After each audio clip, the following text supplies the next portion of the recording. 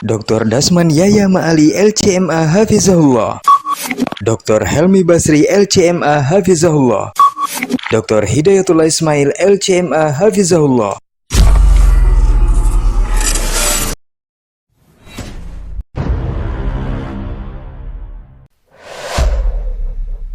Dunia dan seisinya ini bagi Allah tak sama nilainya dengan sebelah sayap lalat. Barang siapa yang beramal untuk akhiratnya, Allah akan cukupkan baginya urusan dunianya. Sayati zamanun 'alan nasi as-sabiru fihim qalqabit al-jamarah. Akan ada satu masa di akhir zaman yang berpegang teguh dengan agamanya seperti orang yang sedang memegang bara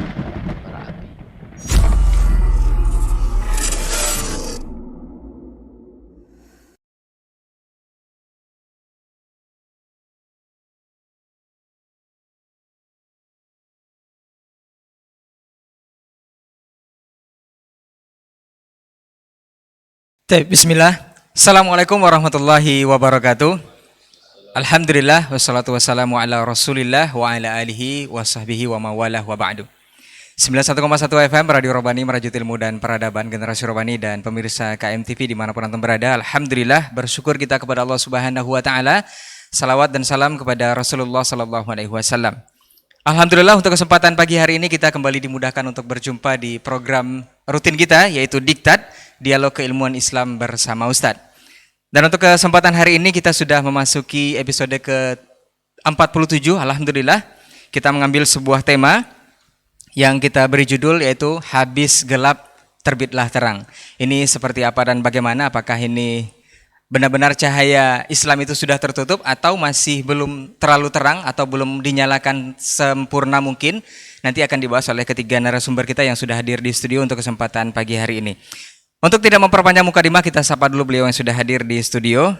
Untuk pertama ada guru kita Ustaz Dr. Dasman Yahya Ma'ali LCMA Hafizahullah Ta'ala. Assalamualaikum Ustaz. Sehat Ustaz ya? Alhamdulillah. Sabal khair Ustaz. Hayakallah Ustaz.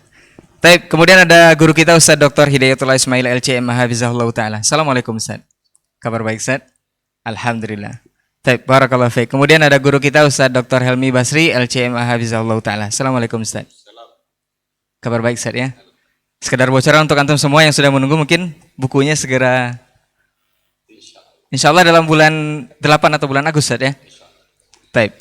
Nanti mungkin akan ada juga bedah tentang buku ini di masjid-masjid ataupun di tempat-tempat yang sudah ditentukan insyaAllah. Baik, kita masuk ke tema untuk hari ini. Untuk tidak memperpanjang mukadimah, seperti biasa kita akan langsung saja dengarkan pembahasan dari guru kita.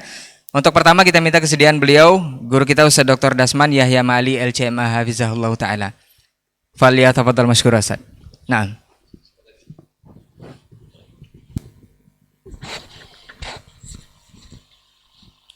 Bismillahirrahmanirrahim. Assalamualaikum warahmatullahi wabarakatuh. Alhamdulillahillazi arsala rasulahu bilhuda wa dinil haqq liyudhhirahu ala dini kulli walau karihal musyrikun. Ashhadu an la ilaha illallah wahdahu la syarika lah wa ashhadu anna Muhammadan abduhu wa rasuluh syahadatan yanju bihal mu'minun. Sallallahu ala nabiyyina wa habibina wa sayyidina Muhammad wa ala alihi wa ashabihi ajma'in wa tabi'ina lahum bi ihsan ila yaumiddin, amma ba'du. Para asatidzah, para buya, tuan guru yang hadir pada kesempatan yang berbahagia ini di studio KMTV, Fadilatul Dr. Hidayatullah Ismail wa sahib al-fadilah wa sa'adah Fadilatul Dr. Syekh Helmi Basri, dan teman kita, sahabat kita selalu, Ustaz Rinaldi Amran, yang senantiasa setia membersamai kegiatan ini, dan para ikhwah di studio yang telah memperlancar kegiatan ini. Alhamdulillah, kembali Allah mempertemukan kita, mudah-mudahan dalam ketaatan dan dalam petunjuk, dan dijauhkan dari segala penyimpangan dan kesesatan.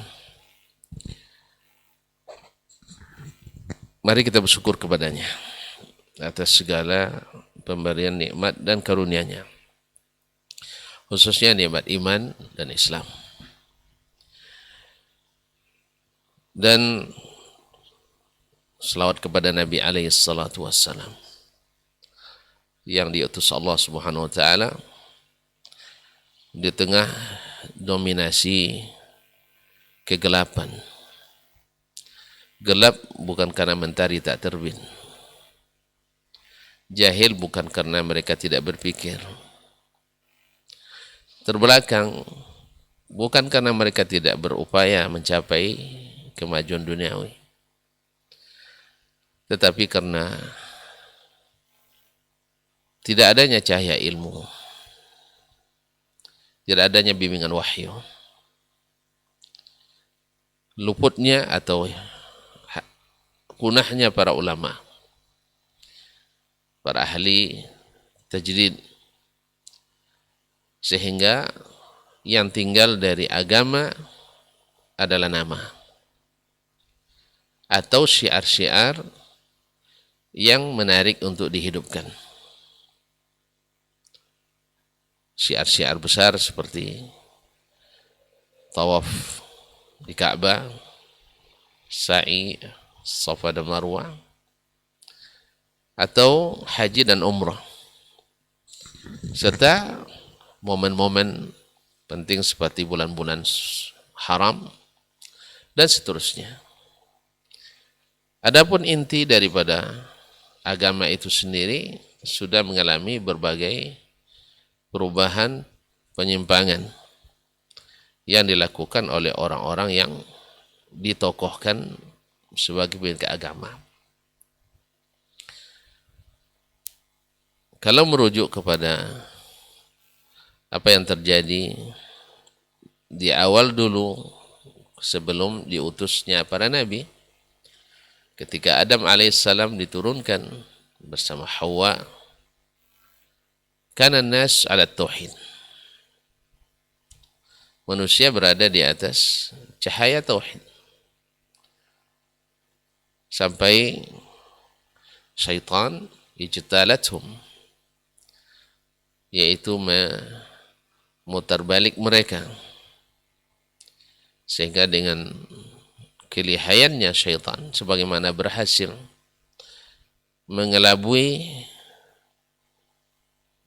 ayahnya anak manusia dan ibundanya umat manusia ini, Adam dan Hawa,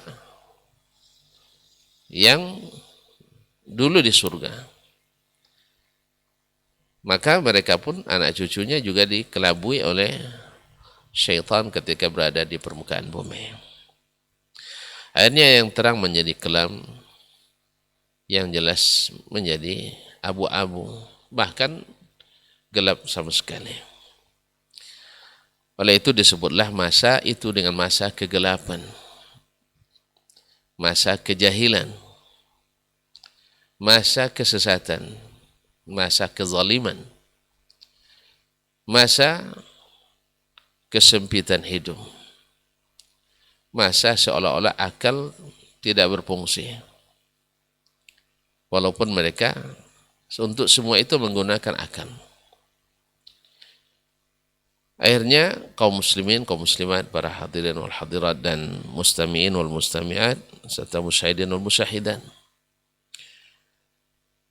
di masa itulah, di masa kegelapan, disitulah Nabi kita alaihissalatu wassalam diutus untuk menerangi. Maka dialog kita pagi ini akan dibagi dalam tiga bagian atau 3 sesi.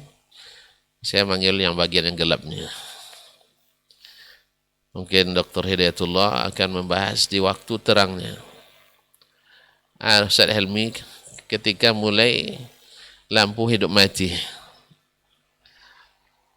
Dan kita khawatir jangan sampai kembali gelap meliputi.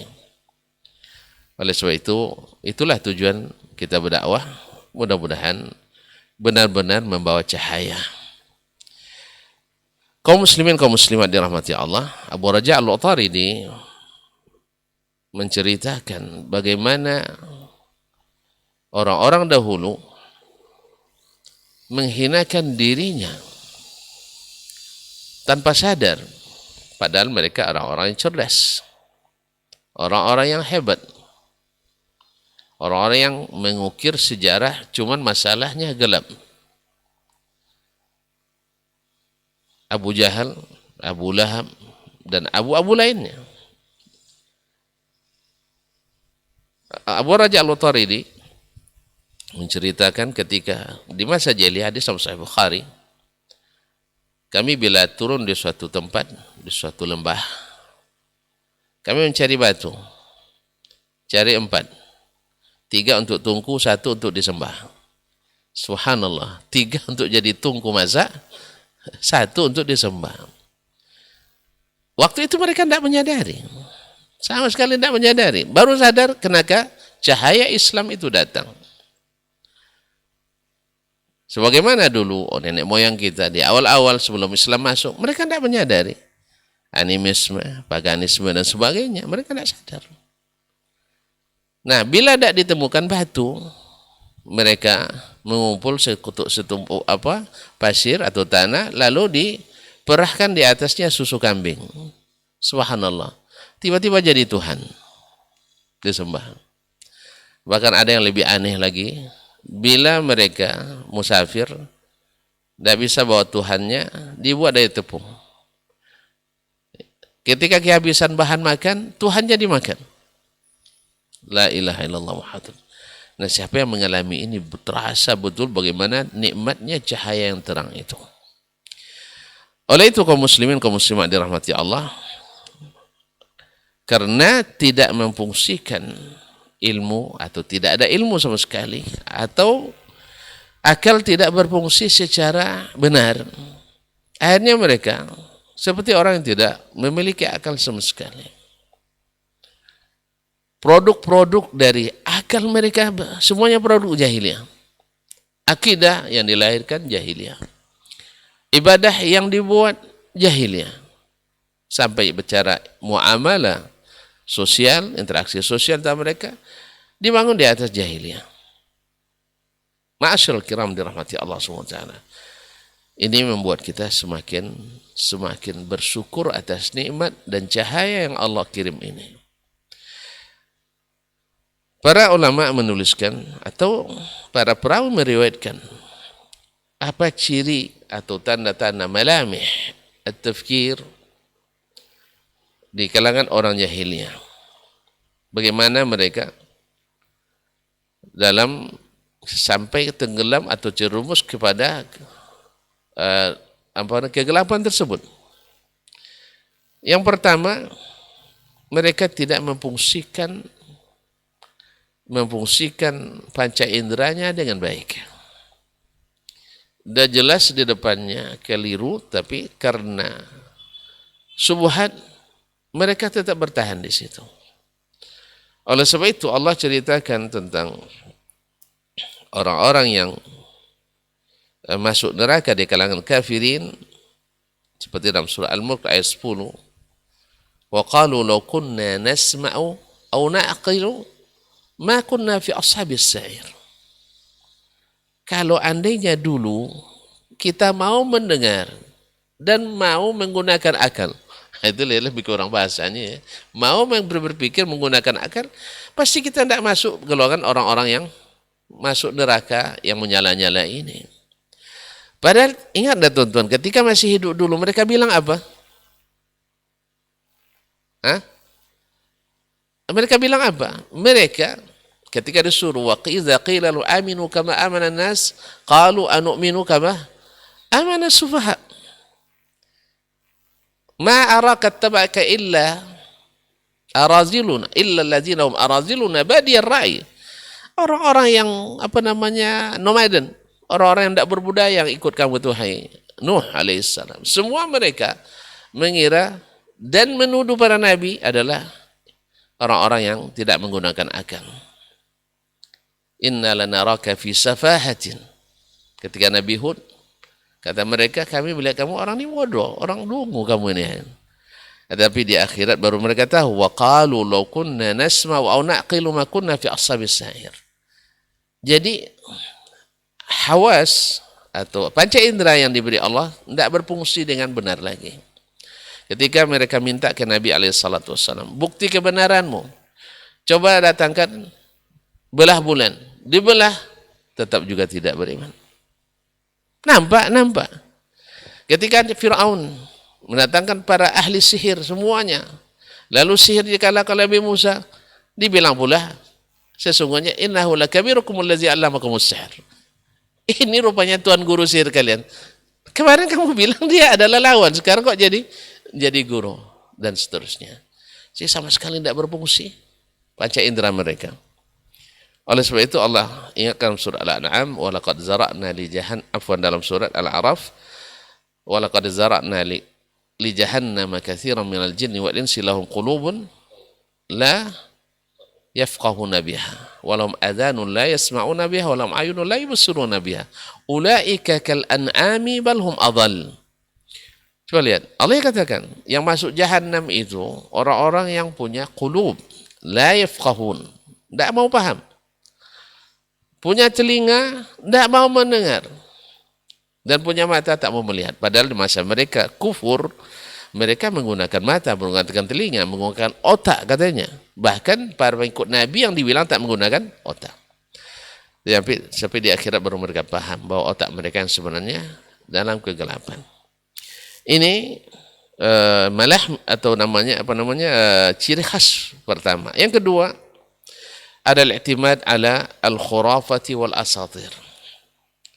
Percaya pada dongeng-dongeng, percaya pada khurafat.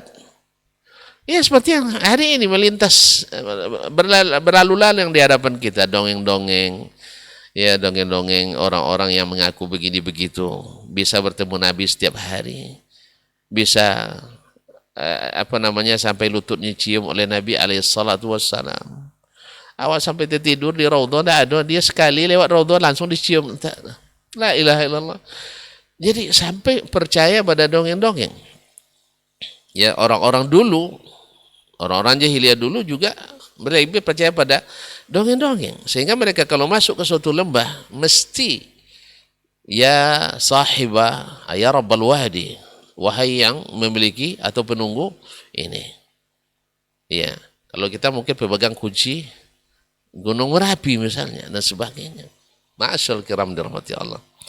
Nah, natijah nyata daripada percaya pada dongeng-dongeng tadi, kalau antum tidak bawa berhala nanti perjalanan, terhalang perjalanan, tidak sukses dagangnya, sampai mereka harus memaksakan diri bawa Tuhannya, bawa berhalanya.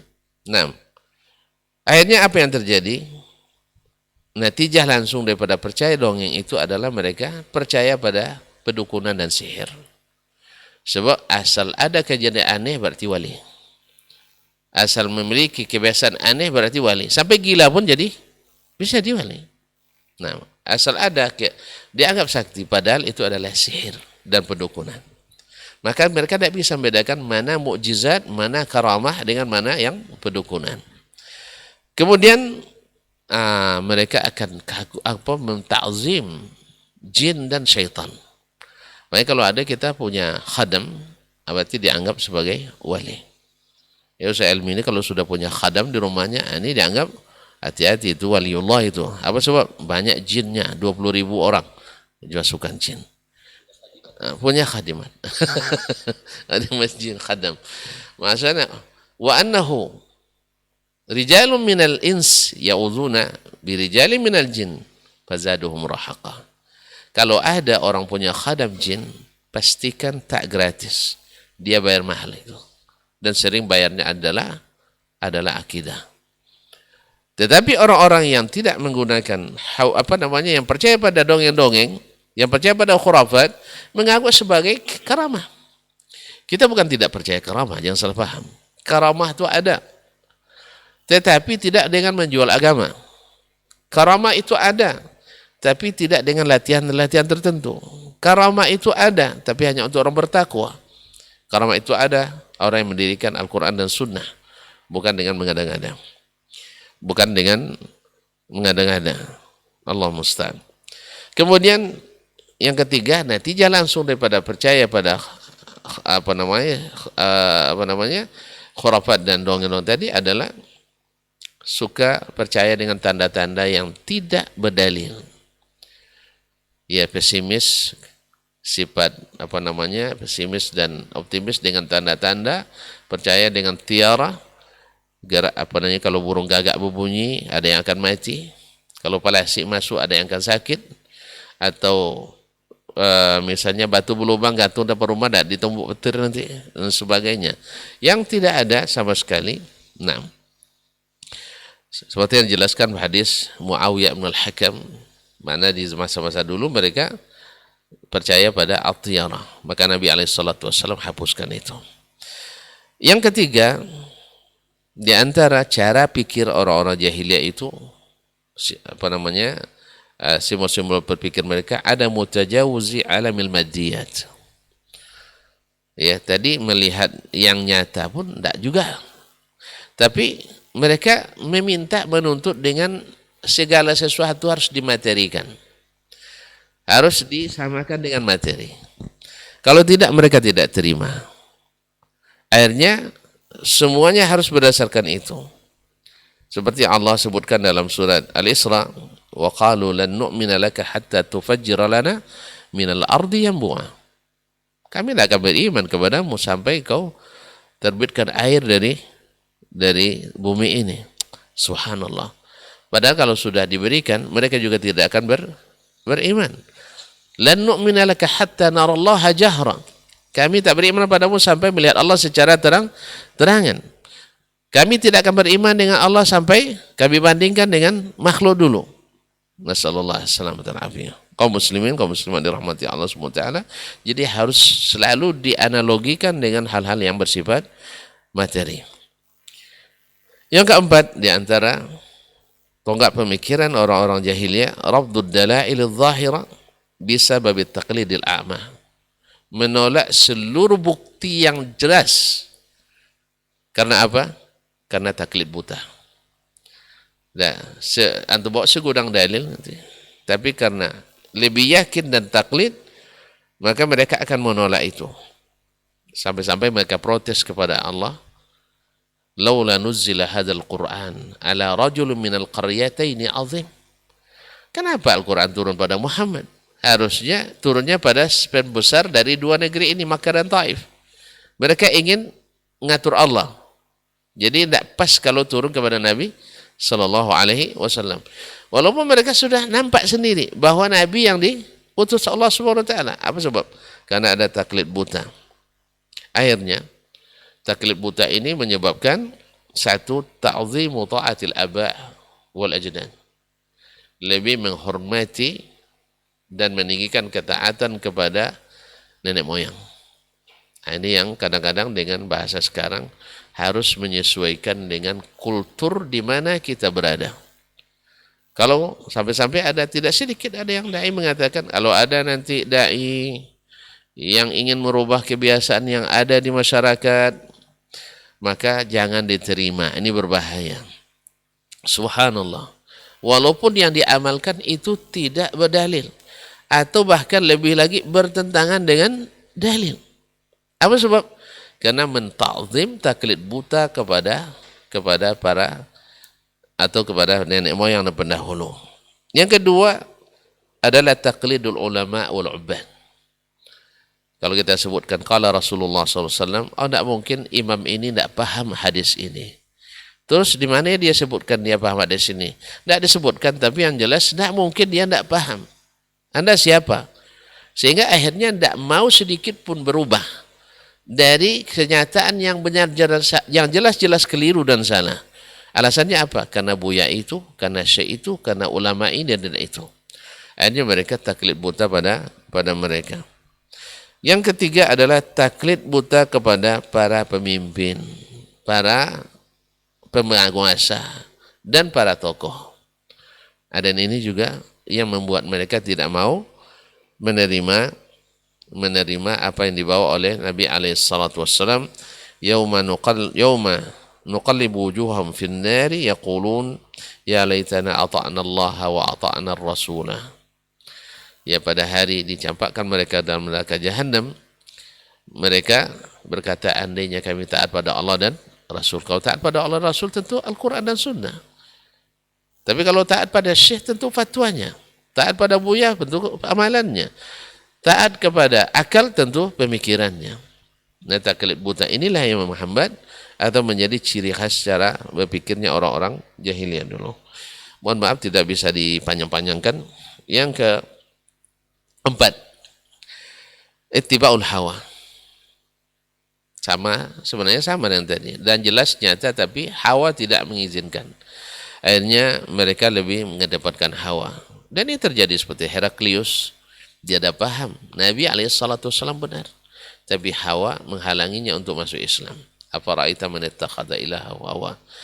Kemudian Al-Walid bin Mughirah juga sudah mendengar langsung ayat Al-Quran bacakan Nabi. Dah paham itu benar. Tapi hawa dan seterusnya.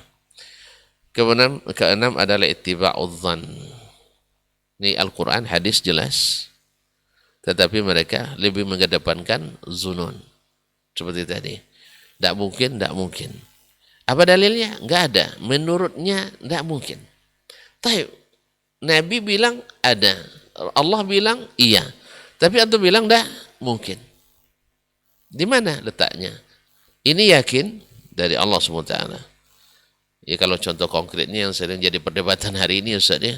Nabi SAW pernah ke atas. Kemudian Jibril bawa berita turun dari atas. Mengatakan Allah itu di atas. Lalu antum menolak dengan perkiraan-perkiraan manusia. Yang tak pernah naik ke atas. Dan tak ada mendapat berita yang dari atas. Antum ingkari berita Jibril. Antum ingkari berita Nabi. Allah ingkari berita Rabbul Jibril wa Rabbul Nabi SAW.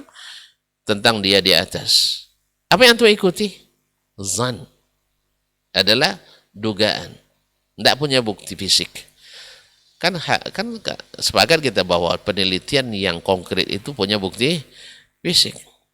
Yang langsung bertemu, yang langsung berkunjung, ada visitasi, itu adalah malaikat Jibril dan Nabi SAW. Sedangkan Syekh Fulan, Abu Fulan, tidak ada. Tidak ada mereka mendapatkan itu dari Allah SWT. Tidak pernah bertemu dengan Jibril, tapi pikiran mereka yang terganggu oleh cara berpikir orang-orang jahiliyah dulu. Nas'alullah salamata wal afiyah. Kaum muslimin dan muslimat dirahmati Allah. Ini orang-orang musyrikin akibat daripada cara berpikir yang keliru dan gelap tadi, berjalan di kegelapan itu, akhirnya mereka punya sifat al-mujadalah bil batil. Mereka membantah kebenaran dengan cara batil. Membantah kebenaran dengan cara batil. Yang kedua adalah mengingkari dan sombong. Melawan dengan keras dan sombong. Nah, kalla innahu kana li ayatina anida. Mereka tidak mau dia menerima. Dan seterusnya Al-Mudaththir. Kemudian adalah al-jahdu bil haqqi ba'da dhuruhi alamatihi. Dan jelas nampak tanda-tandanya, tetap akan mereka akan bantah, akan tolak. Ya. Ketika kita sampaikan ini dalil, iya betul dia. Benar ini benar. Siap berubah? Belum. Belum. Dah bukti sudah jelas, tanda-tanda sudah nampak. Tetapi apa? Tadilah berkumpul segala cara berpikir tadi, akhirnya menolak. Wajahadu biha wastaiqanat anfusuhum zulman wa 'uluwa. Mereka hatinya yakin tapi tetap menolak. Kenapa? Karena zalim dan merasa lebih hebat. Nah, kemudian al-i'rad 'anil haqq. Berpaling dari kebenaran. Ini banyak sebabnya. Bisa sebab syahwat duniawi, mengkhawatirkan kedudukan yang tinggi, akan jatuh dari posisi dan sebagainya. Kemudian akhirnya kadang-kadang sampai al-luju ila sukhri wal istiza. sampai memperolok-olok ahlil haqq yang dulu dialami oleh para nabi. Nah, kita Muhammad SAW diperolok-olok, direndahkan oleh mereka seperti yang kita banyak baca dalam sejarah dakwah Nabi SAW. Dan yang sering pula adalah istikhdamul quwwah, menggunakan kekuatan dan supremasi dan kekuasaan yang akhirnya kadang-kadang memperkarakan para nabi dan para dai. Sekarang juga ada. Ketika kita membaca misalnya kitab Tazkiratus Sami' wal Mutakallim, ini kan pengarangnya dulu termasuk yang menghukum Ibnu Taimiyah masuk penjara. Dikiranya kita semua yang bertentangan dengan Ibnu Taimiyah lalu kita hapus dalam kamus ilmu. Ini akibat apa? Cara berpikir yang tidak sehat tadi. Kita ilmu itu diambil dari manapun, walaupun bermusuhan dengan guru kita. Misalnya, kan kita bukan menyandarkan ilmu hanya pada Syekhul Islam Ibnu Taimiyah. Nah, Syekhul Islam Ibnu Taimiyah imam, tanpa kita ragukan. Tetapi tidak semata-mata karena dia yang mengatakan. Kita mengikutinya karena dia mengikuti Allah dan Nabi SAW. Bila beliau keliru, maka kita tidak akan membela mati-matian, tidak seperti ahli at-taqlid. Mereka walaupun jelas salah, tapi akan membela mati-matian. Kemudian berusaha pula untuk mentashhir para nabi, ya, dengan sebutan-sebutan yang tidak benar. Ya, misalnya menduduh para nabi untuk mencari kekuasaan. Kalau menduduh para ustadz untuk mencari pendapatan dan sebagainya. Berbagai isu yang tidak benar dilekatkan kepada para penyuruh kebenaran. Mudah-mudahan zaman gelap ini dengan datangnya dakwah Nabi SAW dilanjutkan oleh Al-Khulafa Ar-Rasyidin menjadi terang, dan masa terangnya kita minta atau kita dengarkan dari Fadilatul Syekh Hidayatullah Ismail bagaimana nikmatnya para sahabat dulu ketika berjalan di jalan yang terang, di cahaya Al-Quran dan Sunnah Nabi SAW. Demikian, terima kasih dan mohon maaf. Wallahu ta'ala alam wa sallallahu ala nabiyyina Muhammadin wasallam. Wassalamualaikum warahmatullahi wabarakatuh. Waalaikumsalam warahmatullahi wabarakatuh. Baik, jazakallah khairan Ustaz untuk penjabaran pertamanya. Kita akan lanjut dengarkan bagaimana masa terang setelah datangnya Rasulullah SAW dari guru kita Ustaz Dr. Hidayatullah Ismail LCMA hafizahullah taala. Falyatafaddal mashkur Ustaz. Bismillahirrahmanirrahim. Assalamualaikum warahmatullahi wabarakatuh. Alhamdulillah wassalatu wassalamu ala Rasulillah wa ala alihi wa sahbihi wa mawalah wa la hawla wa la quwwata illa billah.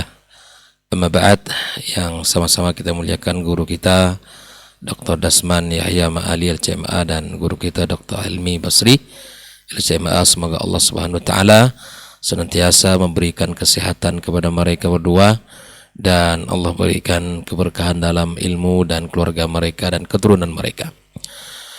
Ikhwah sekalian, saudara Rai, seluruh tim yang berada di studio, saudara-saudari kaum muslim dan muslimat dimanapun berada, alhamdulillah, segala puji bagi Allah Subhanahu wa taala atas nikmat yang sangat luar biasa yang Allah berikan kepada kita.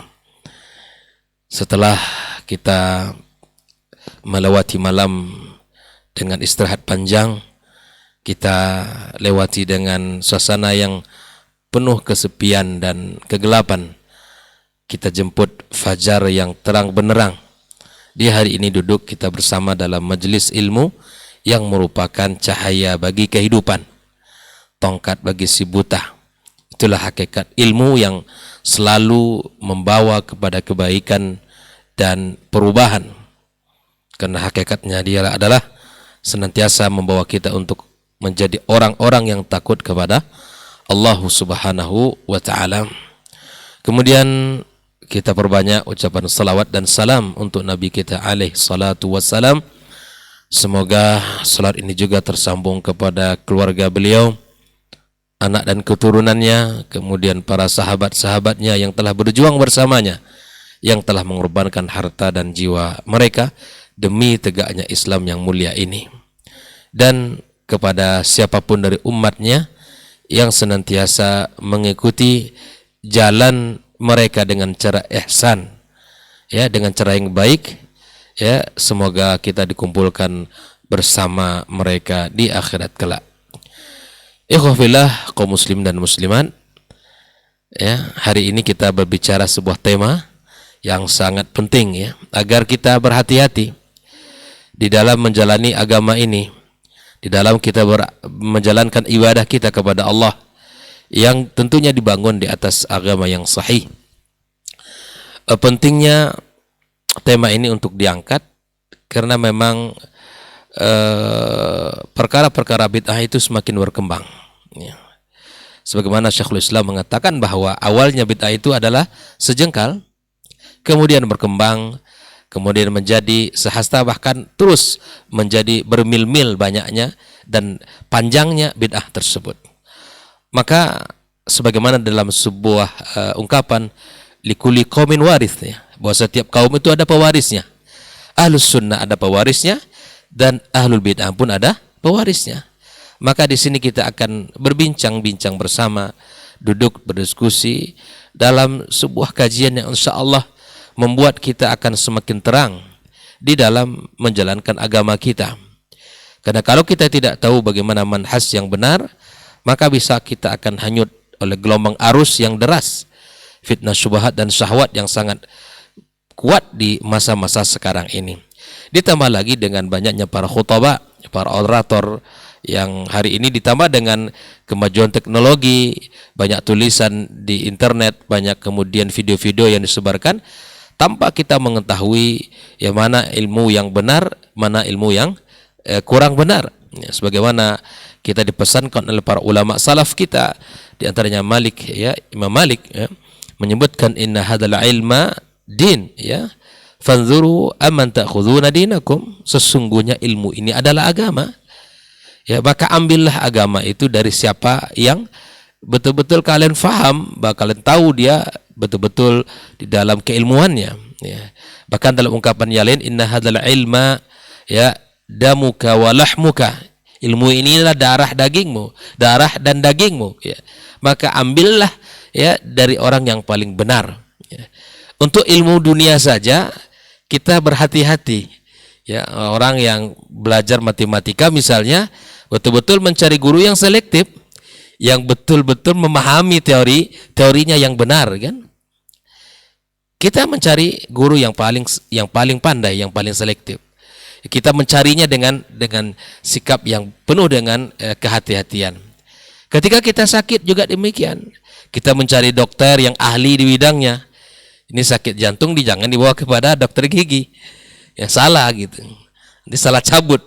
Ya, bukan sehat tapi malah bertambah. Begitulah kita dalam menyikapi dunia ini. Apalagi keyakinan yang akan kita bawa kepada Allah. Kita akan bertemu dengan Allah dengan keyakinan kita. Tentu kita harus berhati-hati, ikhwafillah. Kita harus selektif dan kita harus memahami dengan benar. Makanya Islam datang dengan membawa cahaya, ya. Islam datang dengan membawa cahaya. Bahkan Islam datang membawa izzah kita. Teringatkah kita dengan sebuah ungkapan Umar bin Khattab radhiyallahu taala anhu, nahnu qaumun a'azzanallahu bil Islam. Ya, kita adalah kaum yang Allah muliakan dengan Islam. Famahma btaghaina fi ghairihi adzallanallah.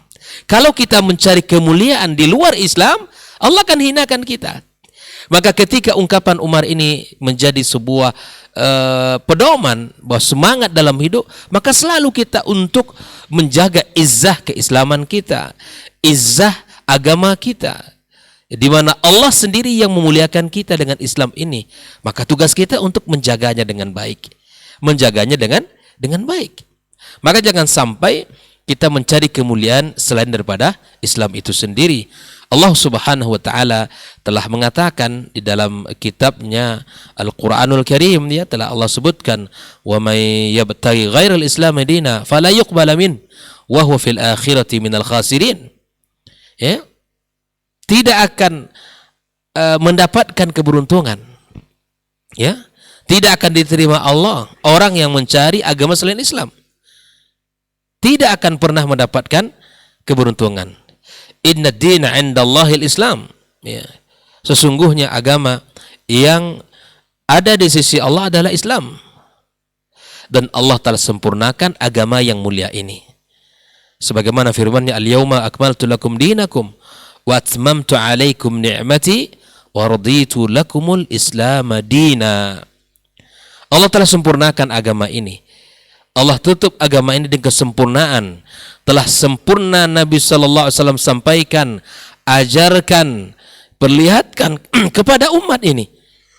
Maka kita berharap ikhwah fillah sekalian, dengan Islam yang disampaikan oleh Rasulullah SAW, Allah muliakan kita dan kita lakukan apa yang diperintahkan oleh Allah dan Rasulnya, dan kita tinggalkan apa yang dilarang oleh Allah dan Rasulnya. Sehingganya kita berharap kepada Allah ketika Allah Subhanahu wa taala menyebutkan dalam sebuah ayatnya bahwa nanti di hari kiamat itu ada golongan-golongan yang kata Allah, yauma tabyaddu wujuh wa taswaddu wujuh, ya. Ada orang-orang yang berseri-seri wajahnya nanti di hari kiamat kelak. Dan ada pula orang-orang yang memiliki muka yang hitam legam, ya, yang tidak memiliki cahaya sedikit pun.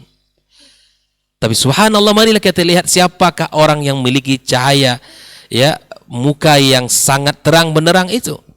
Siapakah orang yang berseri-seri wajahnya di hari kiamat itu, ikhwah fillah? Lihatlah perkataan Abdullah ibn Abbas radhiyallahu taala anhuma, dia mengatakan makna ayat ini, ya, yauma tabyaddu wujuhum ahlus sunnati wal jamaah. Ya, mereka orang-orang yang berada di atas akidah, di atas manhaj ahlus sunnah wal jamaah. Dan adapun orang-orang yang memiliki wajah yang hitam adalah hum ahlul bid'ati wal khurafat, ahlul furqah. Mereka orang-orang yang para pelaku bid'ah yang selalu menghadirkan perpecahan di tengah-tengah umat ini. Mereka lah, ya, subhanallah, mari kita berusaha menjaga Islam yang telah Allah pilihkan untuk kita, dan harapan kita bisa menjadi orang-orang yang disebutkan oleh Allah dalam ayat surah Ali Imran ini, orang-orang nanti di hari kiamat kelak, mereka orang-orang yang berseri-seri wajahnya. Kemudian juga kita berharap seperti mana yang Nabi sampaikan dalam sebuah hadisnya tentang al-haud, ya, yang Nabi sallallahu alaihi wasallam sebutkan. Ternyata semua orang berharap untuk datang mendapatkan minuman, karena Nabi sallallahu alaihi wasallam mengatakan, ya, barang siapa yang minum satu teguk saja, la yadma' minhu abadan, tak akan pernah haus selama-lamanya. Tentunya hari yang sangat dahsyat itu, hari yang sangat menegangkan itu, hari yang sangat haus itu butuh air, dan tidak ada kecuali air tempat yang bisa kita minum dari haudin Nabi sallallahu alaihi wasallam. Namun ikhwah fillah rahimakumullah, kaum muslimin dan muslimat, ternyata tak semua orang bisa datang.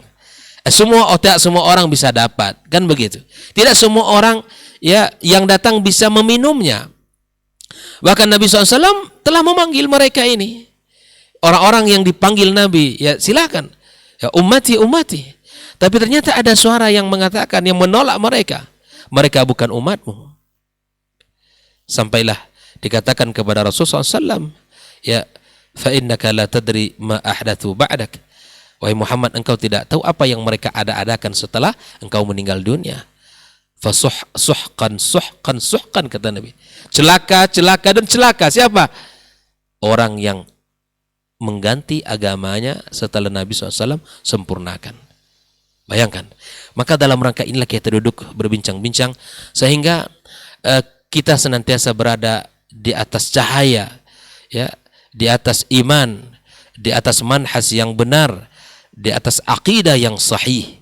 Maka bagaimana para ulama di dalam mengambil sumber agama mereka itu? Maka tentu adalah 4 poin penting. Yang pertama adalah Ahlus Sunnati wal Jamaah, mereka mengambil agama dari 4 sumber. Yang pertama Al-Quranul Karim, ya, adalah firman Allah Tabaraka wa Ta'ala. Yang kedua adalah hadis-hadis Rasulullah Sallallahu Alaihi Wasallam. Dan yang ketiga adalah ijma'. Dan yang keempat adalah qiyas, walaupun qiyas fihi khilaf bainal ulama, namun tentu qiyas yang sesuai dengan syaratnya maka diterima. Dan inilah sumber al-muttafaq di dalam masadir al-Islam. Lalu kemudian yang empat ini terfokus kepada tiga. Yang empat ini ya, karena masing-masing nanti kaum juga bersumber kepada yang empat ini. Ya. Kaum ahwa, kaum ahlul bid'ah juga mengatakan empat ini sumbernya, gitu kan? Tapi ahlus sunnati wal jamaah memfokuskan dari empat sumber ini kepada tiga bagian penting. Nah, inilah kesimpulan secara umum ketika kita ingin selamat dengan agama kita yang mulia ini, dengan pemahaman yang benar, dengan manhaj yang benar, maka yang pertama adalah mentakzim, mengagungkan nusus syar'iyyah. Jadi ahlus sunnati wal jamaah ketika mereka meyakini Al-Quran dan Sunnah yang sebagai sumber yang kokoh di dalam kehidupan ini, sebagaimana Rasulullah SAW katakan, taraktu syai'aini lan tadillu ba'di, kitabullah wa sunnati. Ya kan? Aku tinggalkan ya dua perkara ya, dan kalian tidak akan pernah sesat kalau kalian berpegang teguh dengan kedua itu, kitabullah wa sunnati. Nah, namun ketika kita berinteraksi dengan Al-Quranul Karim, dengan hadis Nabi Sallallahu Alaihi Wasallam, maka mesti ada yang perlu kita dudukkan di antara ciri-ciri daripada Ahlus Sunnati wal Jamaah adalah mengagungkan nusus syar'iyyah. Mereka memuliakan, mengagungkan nas-nas syar'i. Ya, itu di atas segala-galanya. Di atas segala-galanya. Dan inilah yang kita pahami dari akidah as-salafus salih. Mereka ketika berbicara tentang agama, tentang akidah, tidak ada sedikit pun melainkan diambil dari maqalallah wa qala Rasulullah SAW. Dari zaman dahulu sampai zaman khalaf, sampai sekarang ini. Ketika mereka berbicara tentang akidah misalnya, maka tidak ada sumber melainkan Al-Quran dan Sunnah. Tidak ada mereka mengatakan qala ilan wa qala fulan, tapi sumber akidah mereka itu ikhwafillah adalah maqala Allah wa qala Rasulullah SAW. Dan hal ini bukan hanya sekedar teori, tapi terbukti dalam karya-karya mereka, di dalam karya-karya mereka tentang akidah. Misalnya Al-Hafidh Abdul Ghani Al-Maqdisi wafat 600, ya, beliau dalam kitabnya Al-Iqtisadu fil I'tiqad, itu bagaimana cara beliau dalam menuliskan akidah ini, ayat Al-Quran, hadis Nabi SAW, dan penukilan daripada perkataan as-salafus salih. Itu saja. Jadi nggak ribet. Kalau kita memakai sumber yang orisinil, mudah dan tidak ribet. Karena nggak perlu takwil panjang dia. Nanti sebenarnya takwil itu ilmiah, itu pakar gitu ya. Nggak perlu kita, cukup apa yang Allah katakan dan apa yang Nabi katakan. Kemudian tentunya kita memakai pemahaman para as-salaf, bagaimana mereka memahaminya. Ya? Maka ikhwafillah, apa yang dikatakan oleh para ulama ya, di dalam pembahasan kitab-kitab akidah mereka, contoh sudah jelas, Allah fis sama. Seperti di kama tafadhal Syekhuna tadi menyebutkan sebuah contoh. Itu kalau betul-betul dia mentakzim nusus syar'iyyah, tidak akan ribet di situ. Tidak akan panjang pembicaraan di situ. Allahu qail. Dia yang mengatakan fis sama. Kemudian diperkuat oleh Rasul pilihannya sallallahu alaihi wasallam. Lalu kita pilih perkataan siapa? Hah? Lalu kita pilih perkataan siapa? Kalau kita memiliki sifat ta'zim an-nusus syar'iyyah, insyaallah selesai urusannya. Selesai urusan. Maka di sini ikhwafillah, kita kembali bersama-sama dan mari kita fahami apa yang telah dikatakan oleh para ulama kita. Makanya di antara ungkapan para ulama tentang kembalinya kita kepada akidah ini, kepada manhaj ini, di antara ungkapannya adalah kaifa yuramul wusul ila ilmil usul ya bighairi ma jaa bihi rasul. Ini kalimat ini luar biasa ini. Bagaimana mungkin kita akan sampai kepada sebuah dasar akidah yang benar tanpa kita mengikuti apa yang dibawa oleh Rasul sallallahu alaihi wasallam. Ya, ma baqa illa an nattabi'.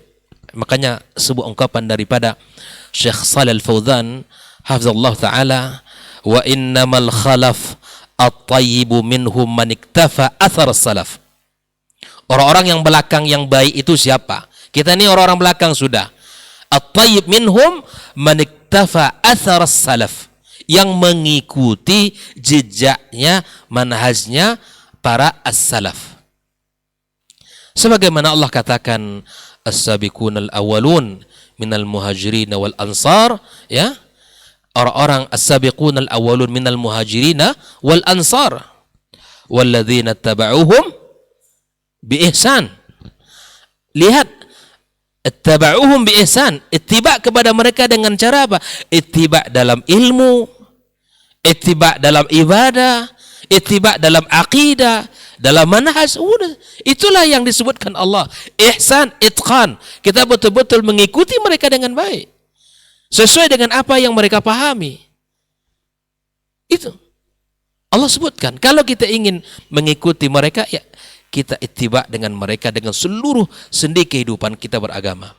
Ilmu kita, ibadah kita, akidah kita, muamalah kita, akhlak kita, semua kita mengikuti mereka. Makanya Abdullah bin Mas'ud radhiyallahu ta'ala anhu, man kana muta'assiyan falyata'assi biman kana qablakum. Mereka para sahabat, para tabi'in dan tabi'in. Kenapa? Karena mereka itu abarul qulub. Hati mereka bersih, ilmu mereka dalam. Ya kan? Itu mereka orang yang bersungguh-sungguh dalam beramal. Ikuti jejak mereka. Maka inilah yang pertama. Dari 4 sumber tadi terfokus kepada 3 bagian. Yang pertama adalah ta'zim an-nusus syar'iyyah. Kita mengagungkan nas-nas syar'i. Ya, nas-nas syar'i. Dengan 2 poin. Yang pertama adalah ta'zim kalam Nabi SAW. Ya, memuliakan perkataan Rasul sallallahu alaihi wasallam. Ya, seperti mana dalam bagaimana sahabat Nabi memuliakan perkataan Nabi, ya la tamna'u ya ima'akum al-masajidah. Ini kan illa idza sta'dzanakum, ya, kecuali mereka minta izin saya. Idza sta'dzanukum. Jangan kalian jangan kalian larang. Jangan kalian larang wanita-wanita kalian ke masjid. Ya. Maka di sini terjadi beberapa khilaf antara sahabat, sampailah Abdullah bin Umar mengatakan kepada Bilal bin Abdullah, maka kemudian setelah itu ia tunduk kepada apa yang dikatakan Nabi sallallahu alaihi wasallam. Nah, kemudian at-tathabbut fi fi'lin Nabi sallallahu alaihi wasallam, ya betul-betul ya mengetahui betul, memastikan betul apa yang dilakukan oleh Rasulullah sallallahu alaihi wasallam. Maka Allah telah mengatakan dalam ayatnya bahwa di antara poin yang pertama ini di mana kita mengagungkan nusus syar'iyyah, Allah telah katakan dzalika wa may yu'azzim sya'airallah fa innaha min taqwal qulub. Di mana di saat kita mengagungkan syariat Allah tabaraka wa taala, itu merupakan tanda ketakwaan daripada hati kita. Allah juga mengatakan dzalika wa may yu'azzim hurumatillah fa huwa khairul lahu 'inda rabbih. Di mana kita setiap orang beriman harus mengagungkan nas-nas syar'i ini, karena hakikat Islam adalah al-istislamu lillahi wal inqiyadu lahu bi ta'ah. Kita berserah diri kepada Allah dan tunduk kepadanya dengan ketaatan, dan itulah hakikat daripada kita mengagungkan nas-nas syar'i yang telah disampaikan oleh Allah tabaraka wa taala. Kemudian ikhwah fillah rahimakumullah, ya, seperti at-tatsabbut fi fi'li sunnah, itu diantaranya adalah kisah yang terjadi pada Sa'id bin Musayyib, di mana beliau melihat seseorang yang salat setelah tulu'ul fajar berkali-kali, salat banyak kali rukuk dan sujudnya. Maka kemudian dia ditegur oleh beliau. Kata dia, apakah Allah mengazab saya dengan salat saya? Oh, enggak. Allah tidak akan mengazab kamu dengan salatmu, tapi Allah mengazabmu dengan kamu melanggar sunnah Nabi sallallahu alaihi wasallam. Dia ibadah iya, tapi harus at-tatsabbut. Kita betul-betul itu dalam rangka menta'zim nusus syariah. Kita hati-hati. Dalam ibadah tidak semau kita. Ya, tidak seenak kita dan tidak, yang penting kan ini baik. Yang penting ini kan kalimat-kalimat dibaca adalah kalimat thayyibah. Ya, kita rukuk dan sujud. Kan sholat. Siapa yang melarang sholat? Iya. Tapi yang perlu kita ketahui adalah bahwa ada aturan-aturan daripada ibadah itu sendiri yang mesti kita taati dan tunduk kepada aturan itu. Nah, ikhwah fillah rahimahullah. Lalu yang kedua dari 3 poin ya, yang dimana harus kita perhatikan adalah dimana kita al-i'timad ala as-sunnah as-sahihah, kita harus ya bersandar kepada sunnah yang sahih dari sunnah Rasulullah sallallahu alaihi wasallam, di mana Allah Subhanahu wa taala mengatakan, "Wa ma atakumur rasulu fakhudhuhu wa ma nahakum anhu fantahu." Apa yang dibawa oleh Rasul ambil, dan apa yang dilarang olehnya maka tinggalkan. May yuti'ir rasula faqad ata Allah. Yang taat kepada Rasul maka sungguh dia telah mentaati Allah Subhanahu wa taala.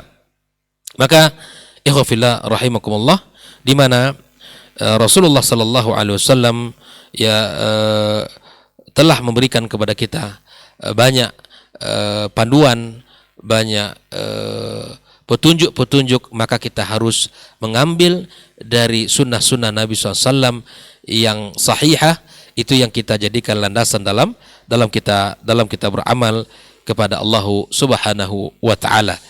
Ya, dalam bab hadis-hadis dhaif tentu di antara para ulama telah mengatakan yaitu hanya pada bab fadail a'mal, namun kita sebagai orang-orang yang berjalan di atas manhaj Ahlus Sunnah wal Jamaah, kita berusaha untuk mengamalkan Islam di atas dalil-dalil yang sahih, ya, hadis-hadis Rasulullah sallallahu alaihi wasallam yang sahih yang disampaikan oleh yang tadi disahihkan oleh para ulama kita. Baik. Kemudian yang terakhir adalah di mana sihhatu fahmin nusus, di mana benar pemahamannya. Inilah 3 poin besar dari 4 sumber umat Islam di dalam beragama, maka terfokus kepada 3 bagian ini. Yang pertama tadi adalah di mana kita mentakzim, mengagungkan nas-nas syar'i. Yang kedua kita bersandar kepada hadis-hadis yang sahihah, dan yang ketiga adalah benar di dalam pemahaman. Seperti yang saya katakan tadi, dalilnya sama, itu kan? Al-Qur'an juga, hadis Nabi juga, tapi peletakannya itu berbeda. Nah, itu dia. Ini yang paling pokok. Saya akan bacakan beberapa perkataan para ulama tentang pentingnya di dalam sebuah pemahaman yang benar terhadap nas-nas syar'i tersebut. Di antaranya adalah perkataan Imam Nuqayyim rahimahullah ta'ala, bahwa pemahaman yang benar dan tujuan niat yang baik adalah min a'zam ni'amillahi allati an'ama biha ala abdih. Ya, jadi pemahaman yang benar dengan niat yang baik, ya, itu adalah seagung-agung nikmat yang Allah berikan kepada hambanya, ya. Bal ma'u'tiya 'abdun ata'an ba'dal Islam afdal wa ajal minhuma. Tidak ada pemberian Allah yang lebih afdal, yang lebih mulia setelah Islam daripada pemahaman yang benar. Maka mintalah kepada Allah agar Allah berikan pemahaman, ya, tidak melenceng, pemahaman tidak melenceng, ya. Kita berlindung kepada Allah dari pemahaman yang melenceng, ya. Maka ikhwah fillah rahimakumullah, kita harus berusaha ya mencari guru yang benar, yang lurus, sehingga pemahaman kita juga lurus, ya. Kita belajar kepada sumber yang benar dan kepada marji yang benar, sehingga apa yang kita yakini itu benar pula, ya. Ikhwah fillah rahimakumullah. Kemudian bagaimana cara agar pemahaman kita benar? Maka tidak ada jalan melainkan kita melakukan al-i'timad ala manhajis sahabati radhiyallahu ta'ala anhum. Kita bersandar kepada manhajnya para sahabat. Apa yang mereka pahami, kita pahami, dan apa yang mereka yakini, kita yakini, ya. Kemudian di antaranya juga adalah di mana kita harus melakukan ma'rifatul lughatil arabiyyah, kita memahami bahasa Arab, Kemudian juga kita jam'un nusus al-warida fil bab al-wahid, kita kumpulkan satu nas ya di dalam satu pembahasan. Kita kumpulkan beberapa nas-nas di dalam sebuah pembahasan sehingga kita memahaminya dengan komprehensif ya, tidak memahami secara parsial.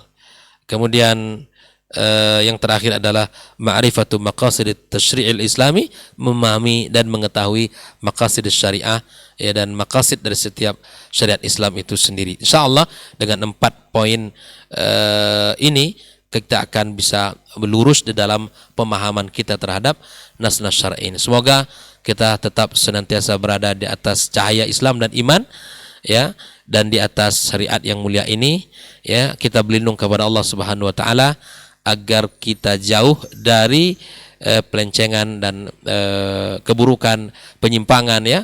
Ya, jangan Allah Subhanahu wa taala palingkan hati kita ya setelah kita mendapatkan hidayah iman dan Islam ini. Terima kasih, dan insyaallah akan dilengkapi oleh guru kita Dr. Helmy Basri. Wassallallahu ala nabiyyina Muhammad wasallam.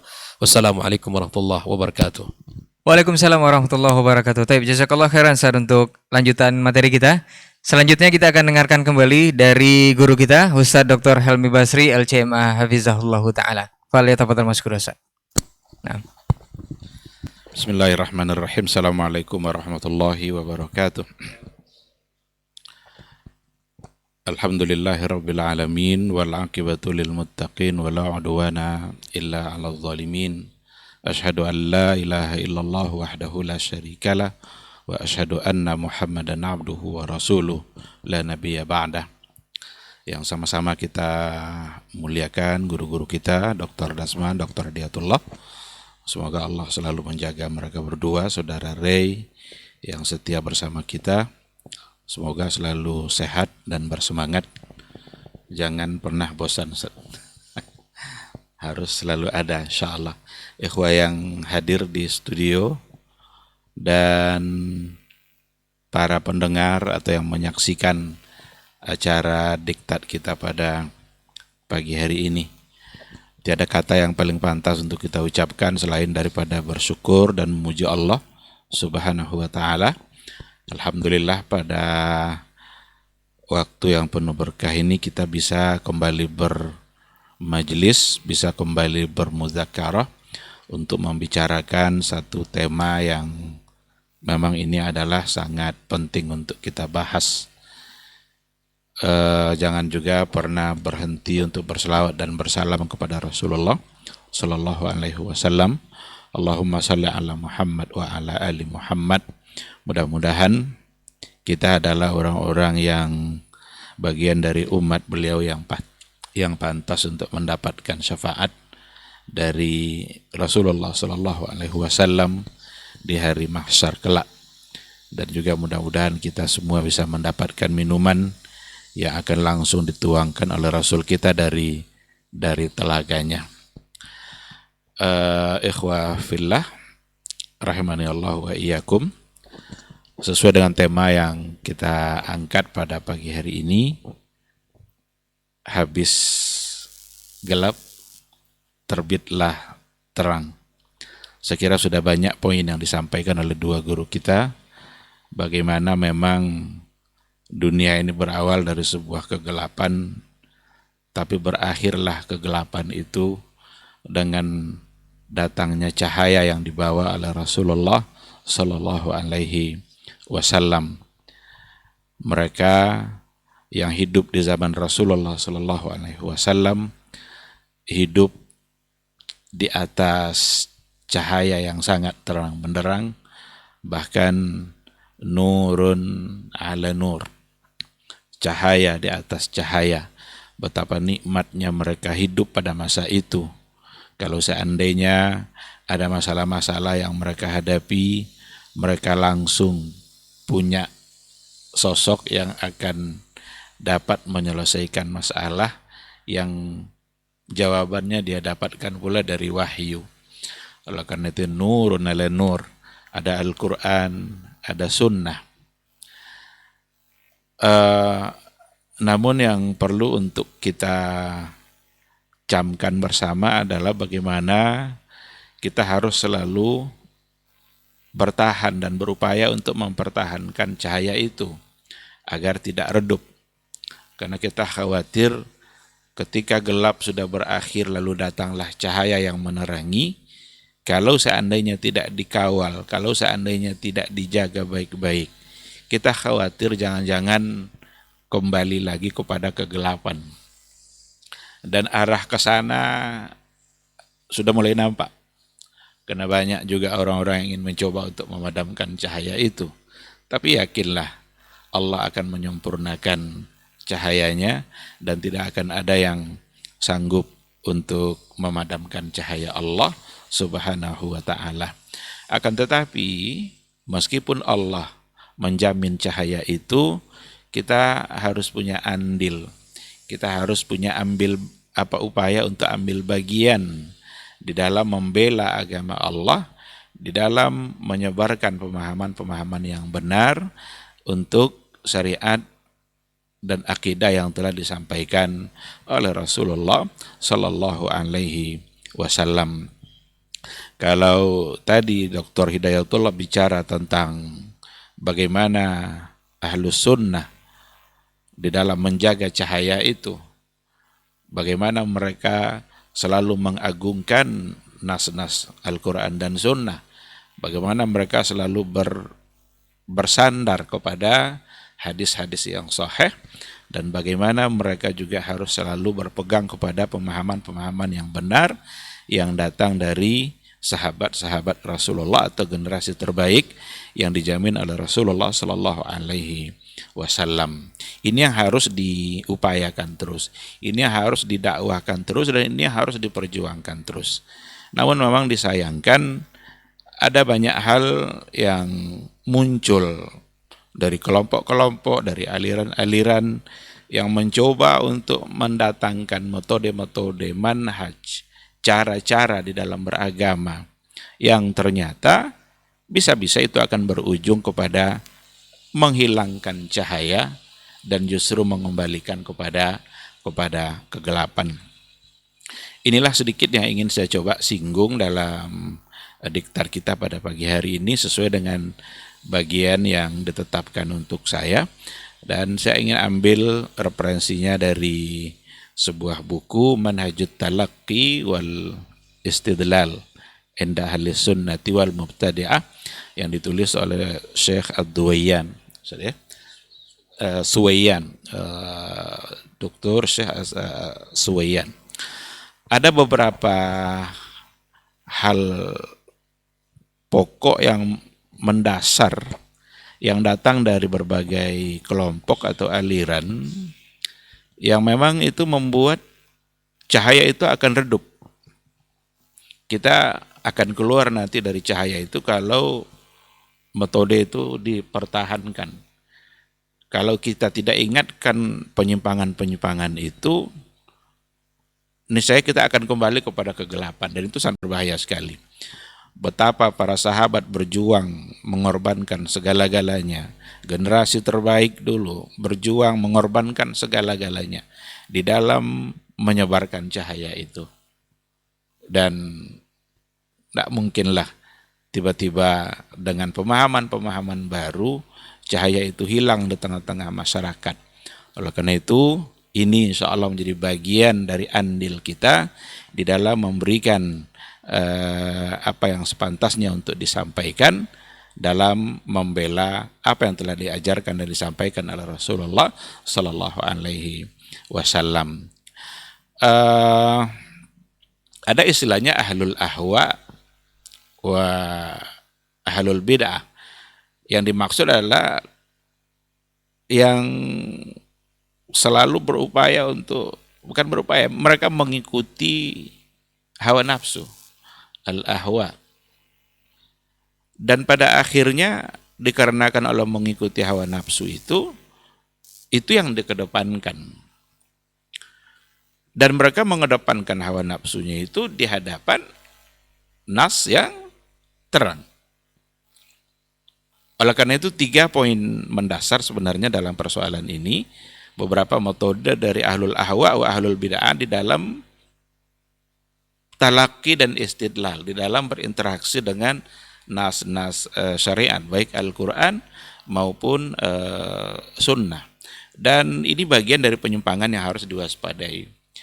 Yang pertama adalah raddu an-nusus syar'iyyah allati tukhalifu ahwa'ahum. Ini kebalikan dari yang disampaikan oleh guru kita tadi. Kalau generasi salaf, generasi terbaik umat dulu, ahlus sunnah, mereka selalu ta'zimun nusus. Ta'zimun nusus, mereka selalu memuliakan, mengedepankan nas. Kalau sudah ada nasnya, ada Al-Qur'annya, ada hadisnya, dan hadisnya sahih, maka tidak ada cerita lain. Tetapi kalau ahlul ahwa, ahlul bid'ah itu justru kebalikannya.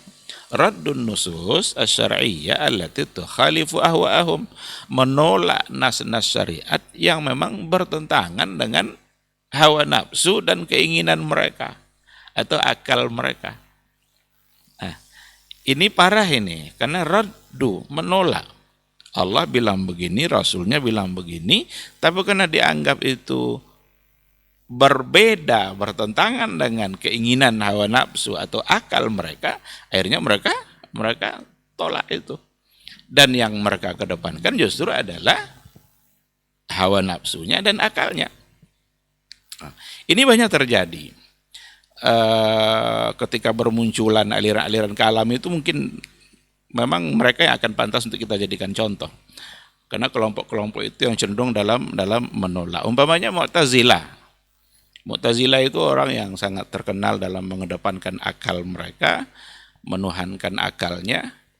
Bahkan orang-orang liberal hari ini menganggap akal itu adalah Rasul Allah di muka bumi.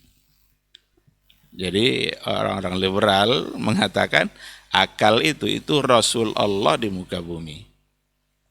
Ketika Allah beri kita akal untuk berpikir, buat apa gunanya kalau bukan digunakan untuk menentukan mana yang baik, mana yang buruk. Sehingga mereka mengedepankan baik buruk itu berdasarkan kepada apa yang dipandang baik oleh akal mereka. Ketika akal mereka tidak cenderung menerima, berarti harus ditolak. Seperti orang-orang Mu'tazilah umpamanya.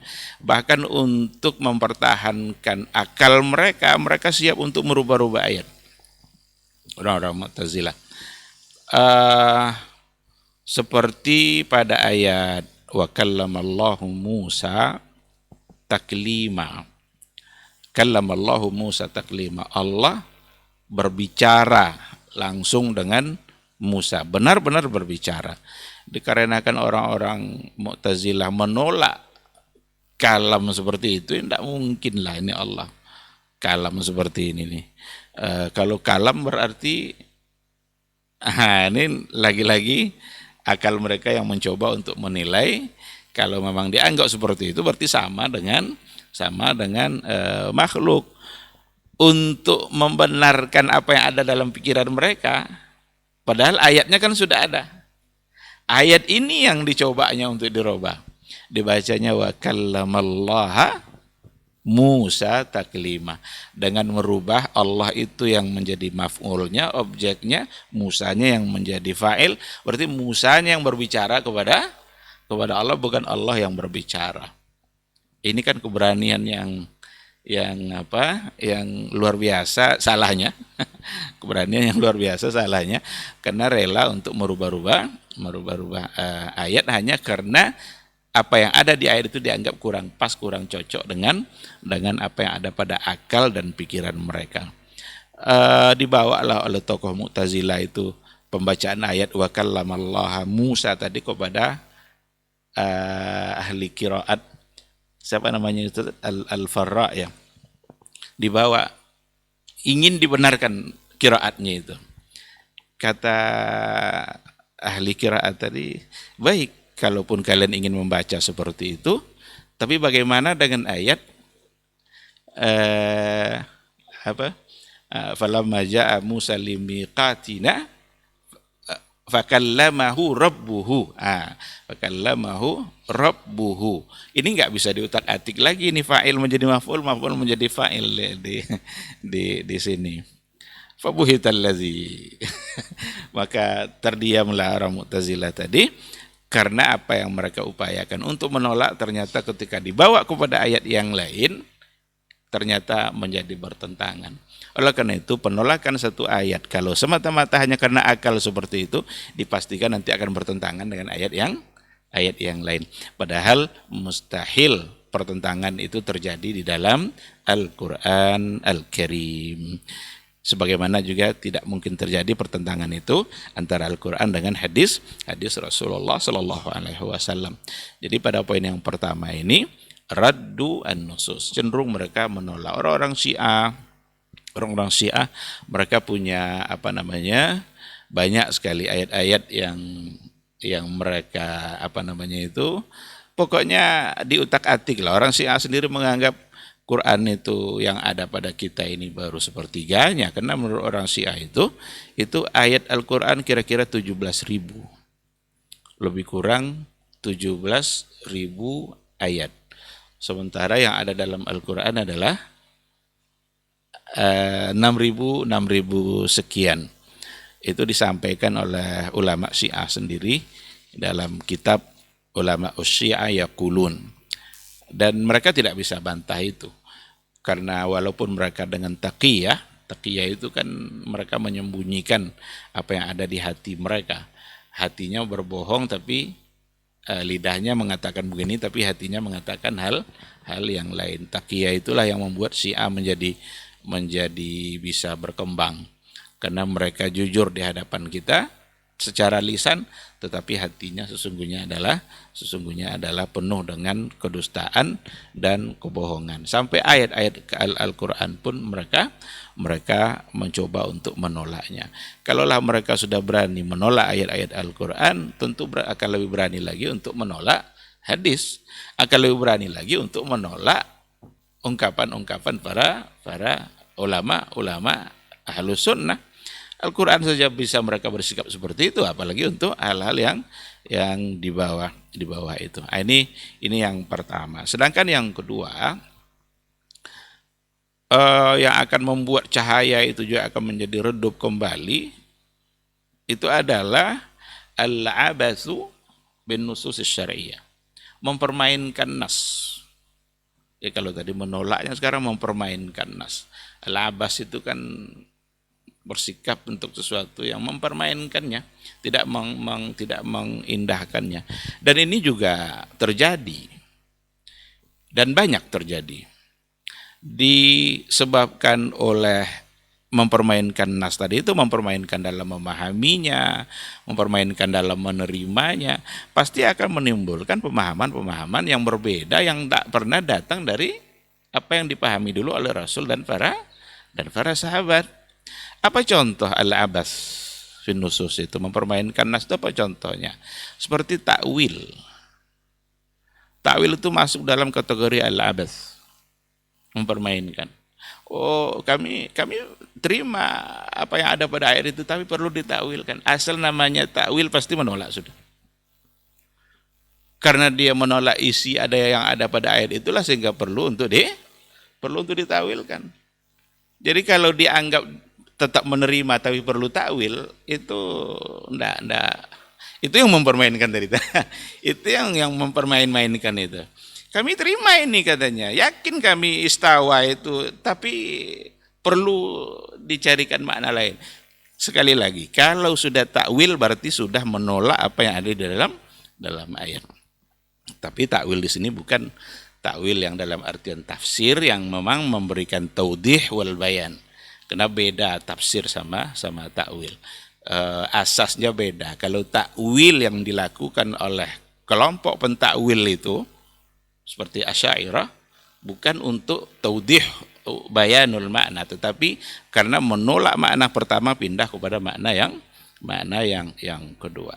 Nah, maka persoalan takwil itu sebenarnya bagian dari abas, dan berapa banyak makna-makna yang muncul disebabkan oleh takwil yang sering kita bahas, sering kita angkat dan kita kembalikan kepada apa yang dipahami oleh para yang dibahas oleh para ulama. Umpamanya dikarenakan oleh mereka tidak siap untuk menerima wajah untuk Allah, maka perlu ditakwilkan. Atau tangan umpamanya, yadullahi fauqa aidihim ma mana'aka an tasjuda lima khalaqtu biyadayya. Apa yang membuat kamu terhalang untuk sujud dengan apa yang sudah aku ciptakan Adam itu dengan kedua tangan saya. Nah, ini tidak mungkin lah ini. Kata-kata tidak mungkin itu yang abas itu. Itu yang mempermainkan. Karena mereka tidak akan pernah bisa mendapatkan dalil untuk pentakwilan tadi itu dari hadis-hadis Nabi atau dari ayat-ayat Al-Quran Al-Karim. Takwil itu baru bisa dibenarkan kalau seandainya dia memiliki dalil baik dari Al-Quran maupun dari hadis-hadis Nabi. Silakan untuk ditakwilkan, tapi harus ada dasar yang jelas. Apa yang disandarkan kepada sebagian sahabat, kadang kalau ditengok dari segi kebenarannya itu tidak benar gitu. Ada yang mengatakan bahwa Imam Mujahid itu juga memberikan pentakwilan terhadap sebagian ayat. Padahal Imam Mujahid adalah murid utamanya Ibnu Abbas. Tidak ada ayat Al-Quran kecuali sudah disodorkannya kepada Ibnu Abbas dan diambilnya makna ayat itu dari Ibnu Abbas.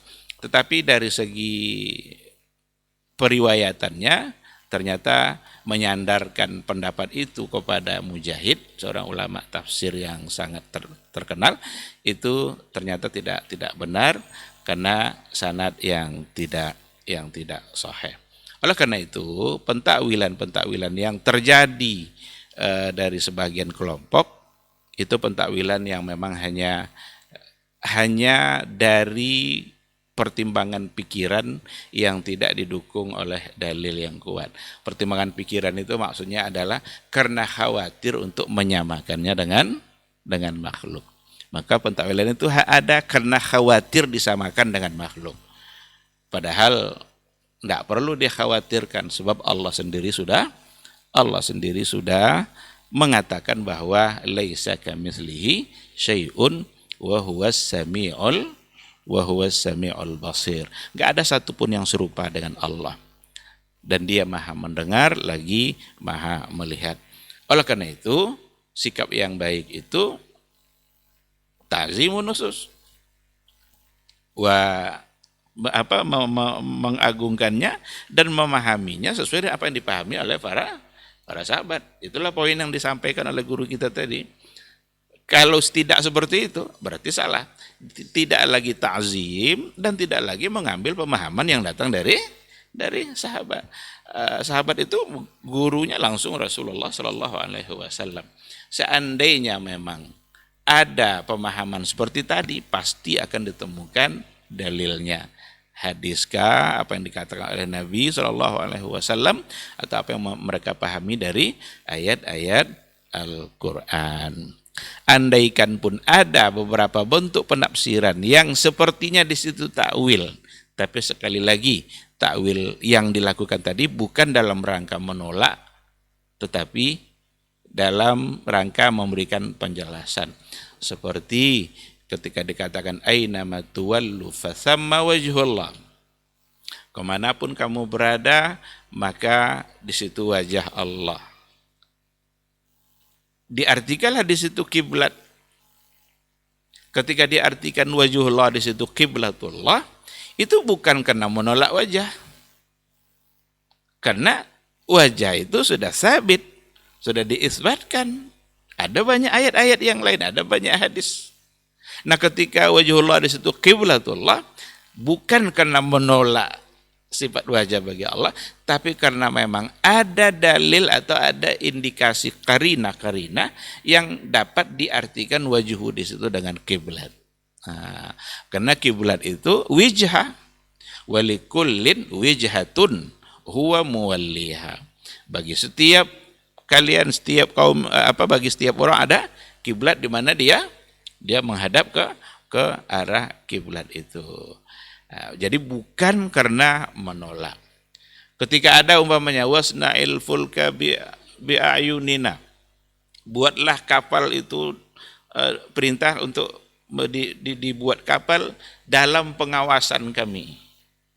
Ketika diartikan dalam pengawasan kami, tidak diartikan mata, bukan berarti untuk menolak sifat itu bagi Allah, karena ada diisbatkan pakai dalil-dalil yang lain. Pokoknya kalau ada isbat, kalau ada dalilnya, kita wajib mengimaninya.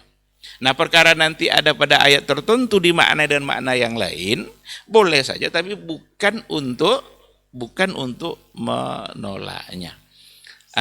Yang terjadi pada sebagian aliran dalam pentakwilan itu benar-benar karena menolak, tak siap untuk menerima keberadaan sifat itu bagi Allah Subhanahu wa taala, hanya dengan satu asumsi, berarti sama dengan makhluk.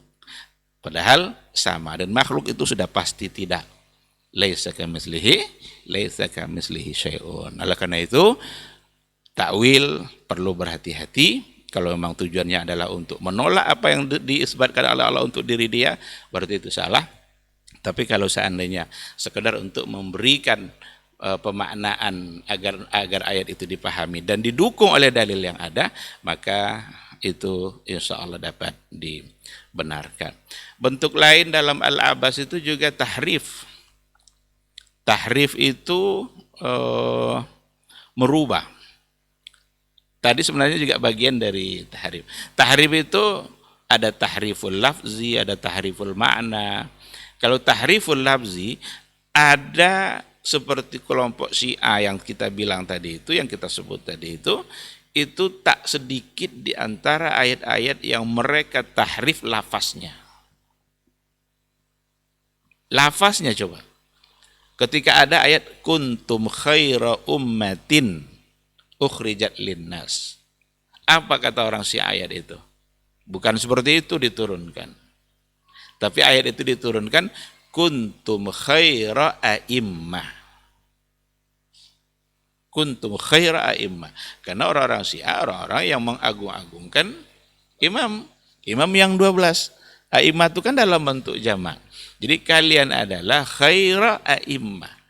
Imam-imam yang terbaik. Padahal ayat itu khaira ummah, itu generasi, kalau untuk umat Islamnya yang terbaik ya berarti generasi sahabat. Di mana ayat itu diturunkan, itulah generasi yang terbaik, khaira ummah. Tapi mereka mengganti khaira a'immah. Ada waja'alna lil muttaqina imama. Oleh orang siapa? Waja'allana. Jadi waja'allana lil muttaqina imama. Itu orang-orang Syiah. Dan bisa kita baca dalam buku referensi Syiah. Saya sudah menengok catatan-catatan tentang orang-orang Syiah, dan termuat insya Allah dalam buku kita yang akan terbit insya Allah, terkait dengan bagaimana penyimpangan-penyimpangan dalam memahami hadis, yang salah satunya ada pada kelompok Syiah. Dan itu pada tahrif. Jadi ada tahriful lafzi, ada tahriful makna. Kalau tahriful makna itu pentakwilan tadi, itu tahriful makna. Takwil itu berarti tahrif makna. Yang maknanya seharusnya adalah istawa, tidak dirubah kepada makna apapun. Ala wartafa'a, Allah berada di atas aras. Tetapi ada semacam penolakan. Tidak mungkin lah ini. Berarti Allah butuh kepada ditambah-tambah, menambah-nambahan. Ini yang abas, ini yang bermain-main itu. Pandai-pandai dalam menilai sebuah ayat. Padahal Nabi tak pernah menyampaikan itu. Nabi hanya ketika mendapatkan ayat itu, lalu dia sampaikan kepada para sahabat-sahabatnya. Sahabat pun memahami secara jelas, tanpa ada penolakan sedikit pun. Kalau memang ayat itu pantas untuk dikeragui, sahabat akan bertanya. Dan mereka adalah orang-orang yang sangat paham dengan apa yang turun, yang diturunkan dari Al-Quran, ayat-ayat Al-Quran Al-Karim. Jadi tahrif al-ma'na itu selain daripada tahriful lafzi. Orang Syiah sendiri lebih parah dalam tahriful ma'na. Maka kalau dipakailah konsep mereka itu, benar-benar kita akan kembali kepada kegelapan. hilang cahaya yang tadi. Padahal perjuangannya luar biasa generasi terbaik di dalam menyampaikan agama ini kepada masyarakat. Orang-orang Syiah sangat berani dan sangat tidak bisa diterima. Seperti kata Baqarah itu yang ada dalam Al-Quran, innallaha ya'murukum an tazbahu baqarah. Allah menyuruh kamu untuk menyembelih sapi betina. Apa kata orang Syiah? Maknanya, ini tahriful makna. Itu artinya adalah Aisyah Ummul Mukminin, istrinya Rasulullah Sallallahu Alaihi Wasallam. Siapa yang bisa menerima makna ini? Orang-orang Syiah mengaku-ngaku sebagai orang yang ahlul bait, cinta kepada ahlul bait, cinta kepada keluarga Rasul. Kalaulah memang mereka cinta kepada keluarga Rasul, bukankah Aisyah Ummul Mukminin adalah istri yang sangat dicintai oleh beliau? Kenapa tidak ikut untuk dicintai? Bukankah itu bagian dari keluarga Nabi? Oleh karena itu, omong kosong, kedustaan ketika mereka hanya mencintai Ahlul Bait itu pada 5 orang saja, bukan pada keluarga yang lain. Yang mereka masuk Ahlul Bait itu ternyata hanya Rasul, Ali, Fatimah, Hasan dan Husain. Yang lain apakah bukan bagian dari Ahlul Baitin Nabi?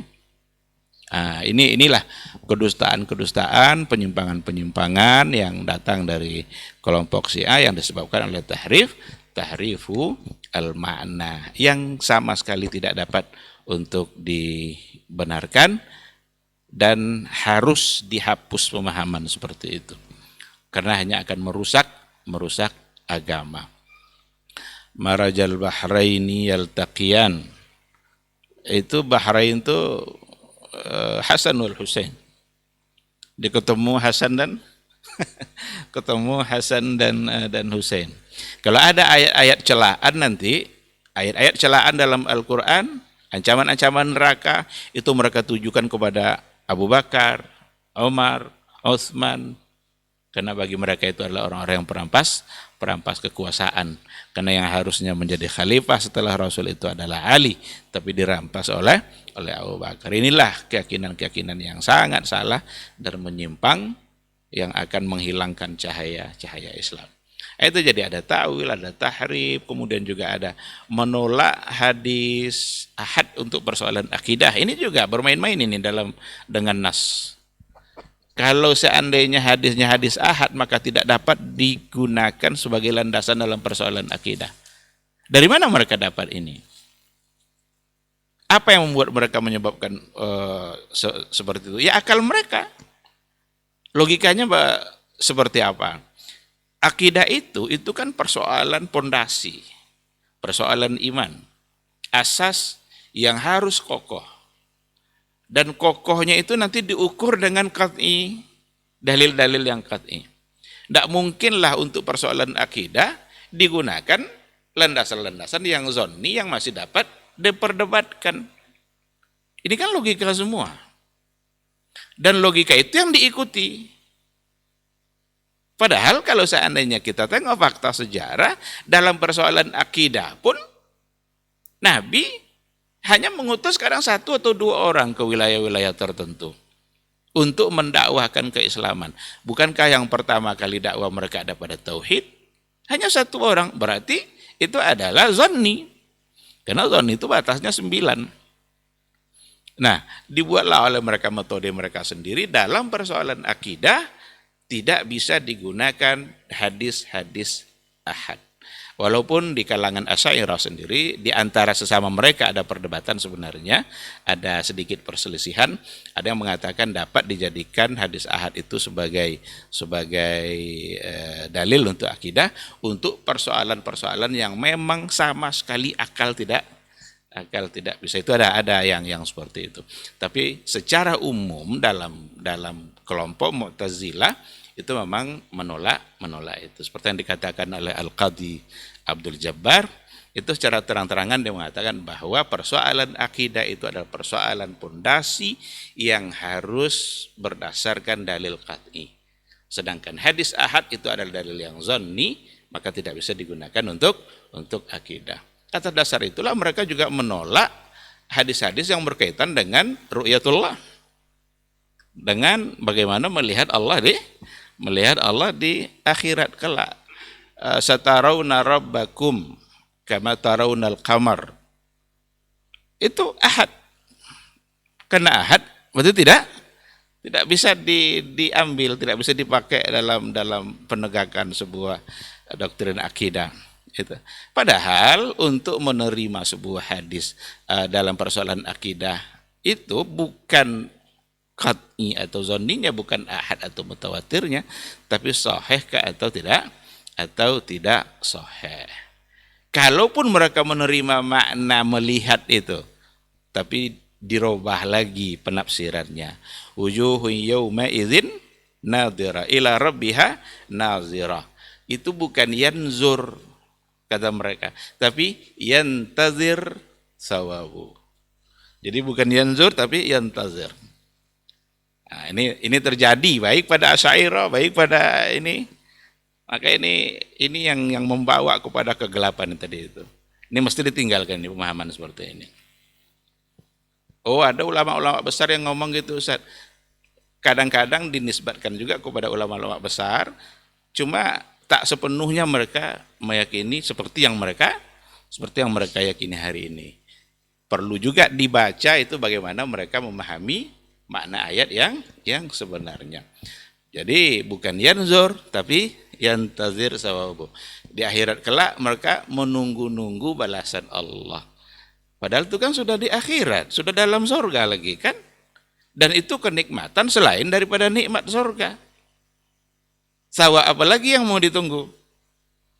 Dan kata ahli lugha, kata nazar kalau sudah ilal wajhi itu tidak ada makna lain kecuali melihat. An-nazaru ila. Tambah pula al-wajh lagi.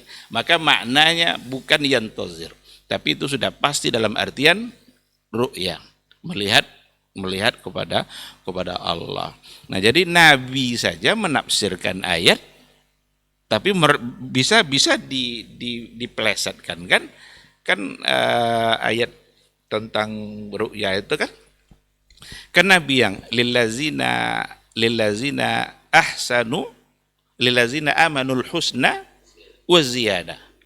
Nabi sendiri yang menafsirkan kata ziyadah itu adalah an-nazaru ila wajhillahil karim, melihat kepada wajah Allah yang mulia. Kalau Rasul yang sudah menafsirkan seperti itu memberikan makna, kita mau dapat penafsiran dari mana lagi? Subuhat mana lagi yang mau kita kedepankan di hadapan hadis-hadis yang datang dari Rasulullah Sallallahu Alaihi Wasallam. Jadi ini beberapa poin ya, saya tidak sebutkan semuanya. Yang tadi terakhir itu menolak hadis ahad dalam persoalan akidah, dan itu bagian dari bermain-main dengan nas, mempermainkan sesuatu yang tidak pernah dapat dan datang dari Rasulullah Sallallahu Alaihi Wasallam. Kalaulah persoalan akidah harus jumlahnya banyak sampai 10, niscaya Nabi akan mengutus duta dakwahnya 10 orang, minimal 10 orang dalam menyampaikan perkara iman. Ada poin yang ketiga, itu juga bagian dari metode baru oleh ahlul ahwa wal bid'ah yang mendatangkan kegelapan dalam beragama. Mereka datangkan cara-cara baru yang tidak pernah ada sebelumnya. Apa contohnya? Al-Kashf. Al-Kashf itu dari kalangan sufi, kelompok sufi. Al-Kashf itu satu keadaan hati yang sudah sampai pada puncaknya, karena berhasil dengan riyadhah-riyadhahnya, maka terbukalah bagi dia hal-hal yang gaib. Oleh karena itu kalau sudah sampai ke derajat itu, ini sudah derajat tertinggi ini. Hati mereka itu sudah mengambil langsung dari Allah. Sehingga sanadnya itu haddatsani qalbi an rabbi. Haddatsani qalbi an rabbi. Kalau sudah seperti itu dan hatinya ngomong seperti itu dari orang yang sampai pada maqam kasyaf tadi itu wajib dia terima. Bahkan dalam keyakinan kelompok sufi itu, ketika ada hadis yang dhaif tetapi berdasarkan kasyaf, wali tadi mengatakan ini sahih, maka yang dikedepankan kasyafnya itu, bahwa yang dhaif ini sahih. Atau kebalikannya, ada hadis yang sahih, tapi berdasarkan kepada kasyaf, hati seorang wali yang dapat langsung dari Rabbnya, dikatakannya itu dhaif, berarti yang dikedepankannya adalah apa yang dihasilkan oleh hatinya. Kita tidak mengatakan ini datang dari semua orang sufi, tetapi al-kasyaf itu satu metode yang sangat terkenal dan tidak bisa dibantah. Ini memang sudah menjadi pengetahuan umum di kalangan sufi. Meskipun tidak semua orang sufi barangkali seperti itu. Bisa-bisa saja.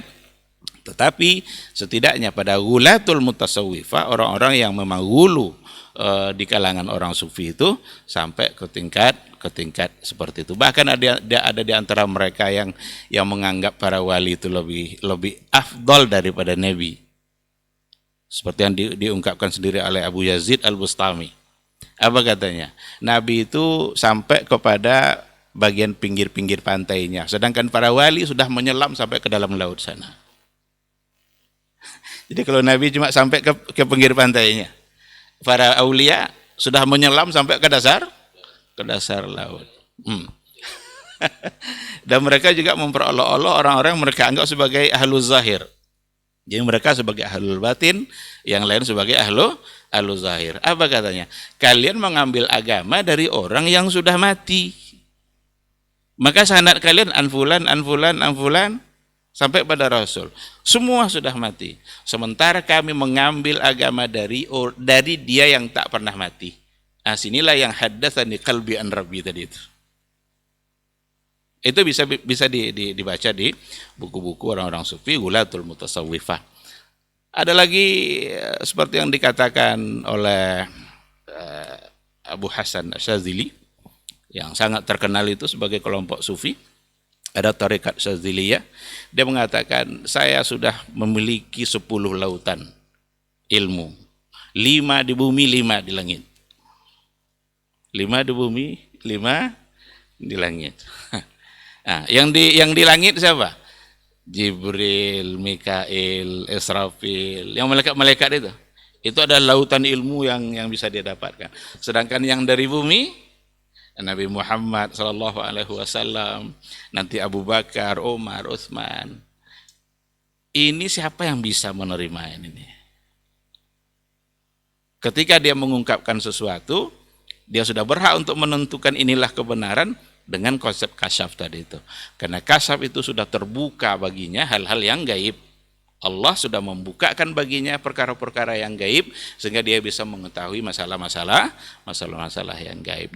Di sini jugalah pengakuan-pengakuan orang-orang kelompok sufi itu, sebagian mereka bisa Isra Mi'raj, dia kapan mau saja. Kalau Nabi Muhammad kita hanya sekali Isra Mi'raj, kalau mereka bisa berkali-kali kapan dia mau. Ada viral yang video baru landing dia dari Sidratul Muntaha kan dilipat-lipatnya pakaian ihram kayaknya itu. Gimana rasanya Pak baru landing dari Sidratul Muntaha? Alhamdulillah saya merasakan kenikmatan, ketenangan hati yang luar biasa. Janganlah dibodoh-bodohin umat manusia ini dengan hal-hal yang tidak pantas. Karena kebodohan itu adalah kegelapan. Tapi yang harus disampaikan adalah ilmu, karena ilmu itu adalah cahaya. Yang terakhir barangkali poin yang terakhir, di antara yang akan juga menimbulkan penyimpangan-penyimpangan dalam beragama, itu memang taklid a'ma. Taklid buta, tadi sudah disinggung, dari dulu juga sudah ada, dan sekarang ingin atau nampaknya taklid buta ini menjadi pegangan. Ada orang yang menilai suatu kebenaran berdasarkan kepada orang tertentu, kalau datang dari orang itu maka pasti benar. Kalau Habib ini yang ngomong ini ada cerita ini pasti benar. Padahal kebenaran itu bukan ditentukan oleh Habib atau tidaknya, tetapi kebenaran ditentukan oleh sesuai atau tidak dengan Al-Quran dan Sunnah. Banyak orang yang hanya ngikut gitu saja. Dan kalau seandainya kita dengarkan cerita-cerita dari para Habib itu sendiri, banyak yang tidak masuk akal. Yang tidak masuk akal. Saya nggak tahu ini, kok orang bisa ngikut gitu aja, tidak ada sedikit pun mencoba untuk membantah. Ada Habib yang bilang, ada orang yang bilang Habib itu mengambil tanah dari matahari. Mau mengambil tanah matahari, tanah apa yang mau diambil dari matahari? Tapi kok tidak ada yang membantah di antara murid-muridnya, kok nerima aja gitu. Ada dititipkan tanah dari matahari itu ke pondok apa gitu, jadilah berkah pondok itu. Ini sesuatu yang tentu saja tidak benar. Mari sama-sama kita gunakan kecerdasan dan akal yang sudah diberikan oleh Allah Subhanahu wa taala untuk memikirkannya, tetapi harus tunduk kepada apa yang dikatakan oleh Allah dan oleh Rasulullah sallallahu alaihi wasallam. Kalau seandainya hanya pakai akal nalar semata tanpa diukur nanti dengan Quran Sunnah, ya akan terjadi juga penyimpangan demi penyimpangan. Terima kasih, ini mungkin yang bisa saya sampaikan. Semoga kita tetap berada di dalam cahaya, dan semoga kita tidak keluar dari cahaya itu berubah kepada kegelapan. Dan caranya adalah bertahanlah di atas apa yang dipahami oleh generasi salaf yang terbaik dulu dalam beragama, kedepankan Al-Quran dan Sunnah, tundukkan akal kita kepadanya, jangan sekali-kali mengedepankan dan mendahulukan akal kita daripada apa yang dikatakan oleh Allah dan oleh Rasulullah sallallahu alaihi wasallam. Terima kasih. Subhanakallahumma bihamdika, asyhadu an la ilaha illa anta, astaghfiruka wa atubu ilaik. Wassalamualaikum warahmatullahi wabarakatuh. Waalaikumsalam warahmatullahi wabarakatuh. Taib, jazakallah khairan Ustaz untuk materi kita di kesempatan hari ini. Masya Allah luar biasa, memang daging semua. Dan kalau kita sedikit bisa mengambil potongan dari penjelasan Ustaz tadi, memang kreatif-kreatif sekali untuk kita hari ini Ustaz ya. Sampai ayat Al-Quran dan agama pun serta makna pun bisa diplesetkan sesuai keinginan hawa nafsu. Mudah-mudahan kita tetap dalam cahaya yang terang, tidak kembali gelap atau tidak kembali tanpa cahaya seperti dulu zaman jahiliyah. Sebelum kita akhiri Ustaz, mungkin sedikit kita menjawab pertanyaan. Ada satu pertanyaan yang masuk di 082174909911. Ustaz, dari Abdullah di Cipta Karya, apakah ini termasuk cahaya dari ilmu atau keterangan yang luar biasa dari sebuah pemikiran sampai manusia zaman sekarang ini lahir dari perkataan-perkataan ahli ilmu juga Ustaz? Mengapa Allah menyuruh iblis untuk bersujud kepada Adam padahal tahu iblis itu tidak akan melakukan? Kemudian mengapa wahyu pertama itu di Gua Hira bukan di masjid, padahal masjid paling mulia katanya. Kemudian mengapa Allah menciptakan babi kalau harus juga mengharamkan babi tersebut? Dan mengapa Allah tidak menjadikan manusia itu tunduk atau masuk surga semuanya Ustaz? Ini mohon penjelasan. Jazakallah khairan Ustaz.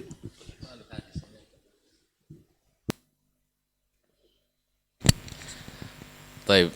Bismillah wassalatu wassalamu ala rasulillah wa ala alihi wa sahbihi wa mawala wa ba'du. Allah maha tahu pertanyaan itu juga akan terjadi. Maka Allah sudah memberikan jawabannya, la yus'alu amma yaf'al wa hum yus'alun. Allah tidak ditanya kenapa dia melakukan ini, tetapi kitalah yang ditanya. Kenapa tidak mau mengakui, tidak mau mengimani, dan tidak mau mengikuti. Allah tidak ada yang berkuasa di atasnya, tapi Allah berkuasa di atas segala sesuatu. Dan tak satu pun perintahnya dan tidak satu pun larangannya luput dari hikmah. Diketahui oleh yang tahu atau tidak diketahui oleh yang jahil. Oleh sebab itu pertanyaan seperti ini kalau sempat ditanya di majlis Imam Malik, kena usir ini. Innaka dhallun mudil min ahlil bid'ah, wallahu musta'an. Baik, jazakallah khairan. Mudah-mudahan yang bertanya bisa memahami, mudah-mudahan tidak mengambil perkataan seperti ini Ustaz ya. Ada tambahan Ustaz? Naam? Ustaz ada tambahan? Fadhal Ustaz. Bismillahirrahmanirrahim. Terima kasih atas waktu yang diberikan. Saya hanya ingin mengajak kita bersama untuk memperbanyak pertanyaan-pertanyaan yang bisa menambah ilmu dan iman. Ini banyak kadang di antara pertanyaan-pertanyaan di majelis-majelis ilmu, tetapi untuk sesuatu yang memang tidak perlu untuk dipertanyakan. Ada yang mempertanyakan, Pak Ustadz, apa warna tongkat Nabi Musa dulu? Warna tongkat apa? Berapa panjangnya tongkat Nabi Musa? Oke, sekarang kita tahu berapa panjangnya. Terus untuk apa gitu? Jadi pertanyaan itu upayakanlah menambah ilmu iman kita sehingga kita semakin dekat dengan Allah. Jangan justru memunculkan pertanyaan-pertanyaan yang kadang-kadang justru menimbulkan keraguan. Ini ciri-ciri dari orang-orang yang memuja-muja akal. Ada pertanyaan orang-orang liberal gini, mampukah Allah menciptakan batu besar yang dia sendiri tidak sanggup mengangkatnya? Ini kita mau jawab apa? Apapun jawabannya, mampu atau tidak mampu, kufur. Mampukah Allah menciptakan batu besar yang dia sendiri tidak sanggup mengangkatnya? Apa jawabnya? Saya baca pertanyaan ini dalam buku filsafat. Ada pertanyaan itu dalam buku filsafat dan saya pernah membacanya. Untuk apa gitu pertanyaan begini? Apapun jawabannya, kan innallaha ala kulli syai'in qadir. Berarti Allah mampu. Tapi kan dia sendiri tidak mampu mengangkatnya. Kufur kita kan? Nah, oleh karena itu, pertanyaan seperti tadi, ya mungkin saja akan ada mungkin orang yang bisa menjawabnya. Tapi sekali lagi, pertanyaan selalulah untuk menambah ilmu dan iman kita sehingga semakin dekat dengan Allah. Untuk apa Allah ciptakan iblis? Padahal dia akan menggoda. Coba kalau Allah tidak ciptakan, aman kita kan? Untuk apa Allah ciptakan babi kalau juga akan diharamkan? Satu hal yang harus kita camkan bahwa tidak ada satupun yang sia-sia dalam perbuatan Allah. Kalaulah tidak ada iblis itu, kita tidak hidup di dunia ini. Tidak hidup kita di dunia ini kan? Iblis kan dulu gara-gara dia Adam diciptakan, gara-gara iblis Adam keluar dan turun ke muka bumi, maka kita tinggal di bumi. Ada dulu seorang pejabat di kedutaan nanya sama mahasiswa, kenapa iblis Allah ciptakan? Kalau iblis tidak Allah ciptakan, bapak tidak jadi pejabat di sini. Kalau lah enggak, kan itu kan gara-gara iblis Adam turun ke bumi kan, lalu dia punya keturunan, jadilah bapak jadi diplomat karena iblis.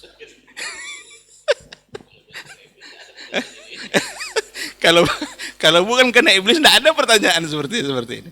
Nah, jadi ikhwah fillah, seluruh yang mendengarkan, yang menyaksikan, cobalah. Kalau bertanya di majelis ilmu, pertanyakan yang menambah ilmu, menambah iman, sehingga kita semakin dekat dengan Allah. Jangan pertanyakan hal-hal yang membuat kita semakin ragu dan agama. Justru itu nanti membuat kita keluar dari cahaya, pindah kepada kegelapan. Sekira seperti itu, wallahu a'lam. Baik, jazakallah khairan Ustaz untuk jawabannya. Mudah-mudahan ini bisa menjadi manfaat dan untuk motivasi juga untuk yang bertanya lebih memperdalam keimanan dan keilmuan kita. Baik, jazakallah khairan untuk atas waktunya untuk kesempatan hari ini. Mudah-mudahan di pekan depan kita akan kembali bersama dengan judul yang berbeda di Diktat insyaallah. Kita tutup kesempatan hari ini atau dialog kita hari ini dengan doa kafaratul majelis. Subhanakallahumma wa bihamdika asyhadu an la ilaha illa anta astaghfiruka wa atubu ilaik. Wassalamualaikum warahmatullahi wabarakatuh.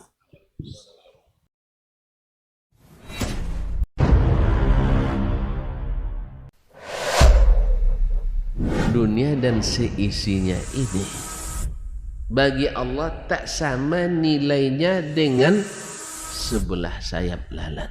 Barang siapa yang beramal untuk akhiratnya, Allah akan cukupkan baginya urusan dunia. Sayati zamanun 'alan nasi as-sabiru fihim qalqabit al-jamarah. Akan ada satu masa di akhir zaman yang berpegang teguh dengan agamanya seperti orang yang sedang memegang bara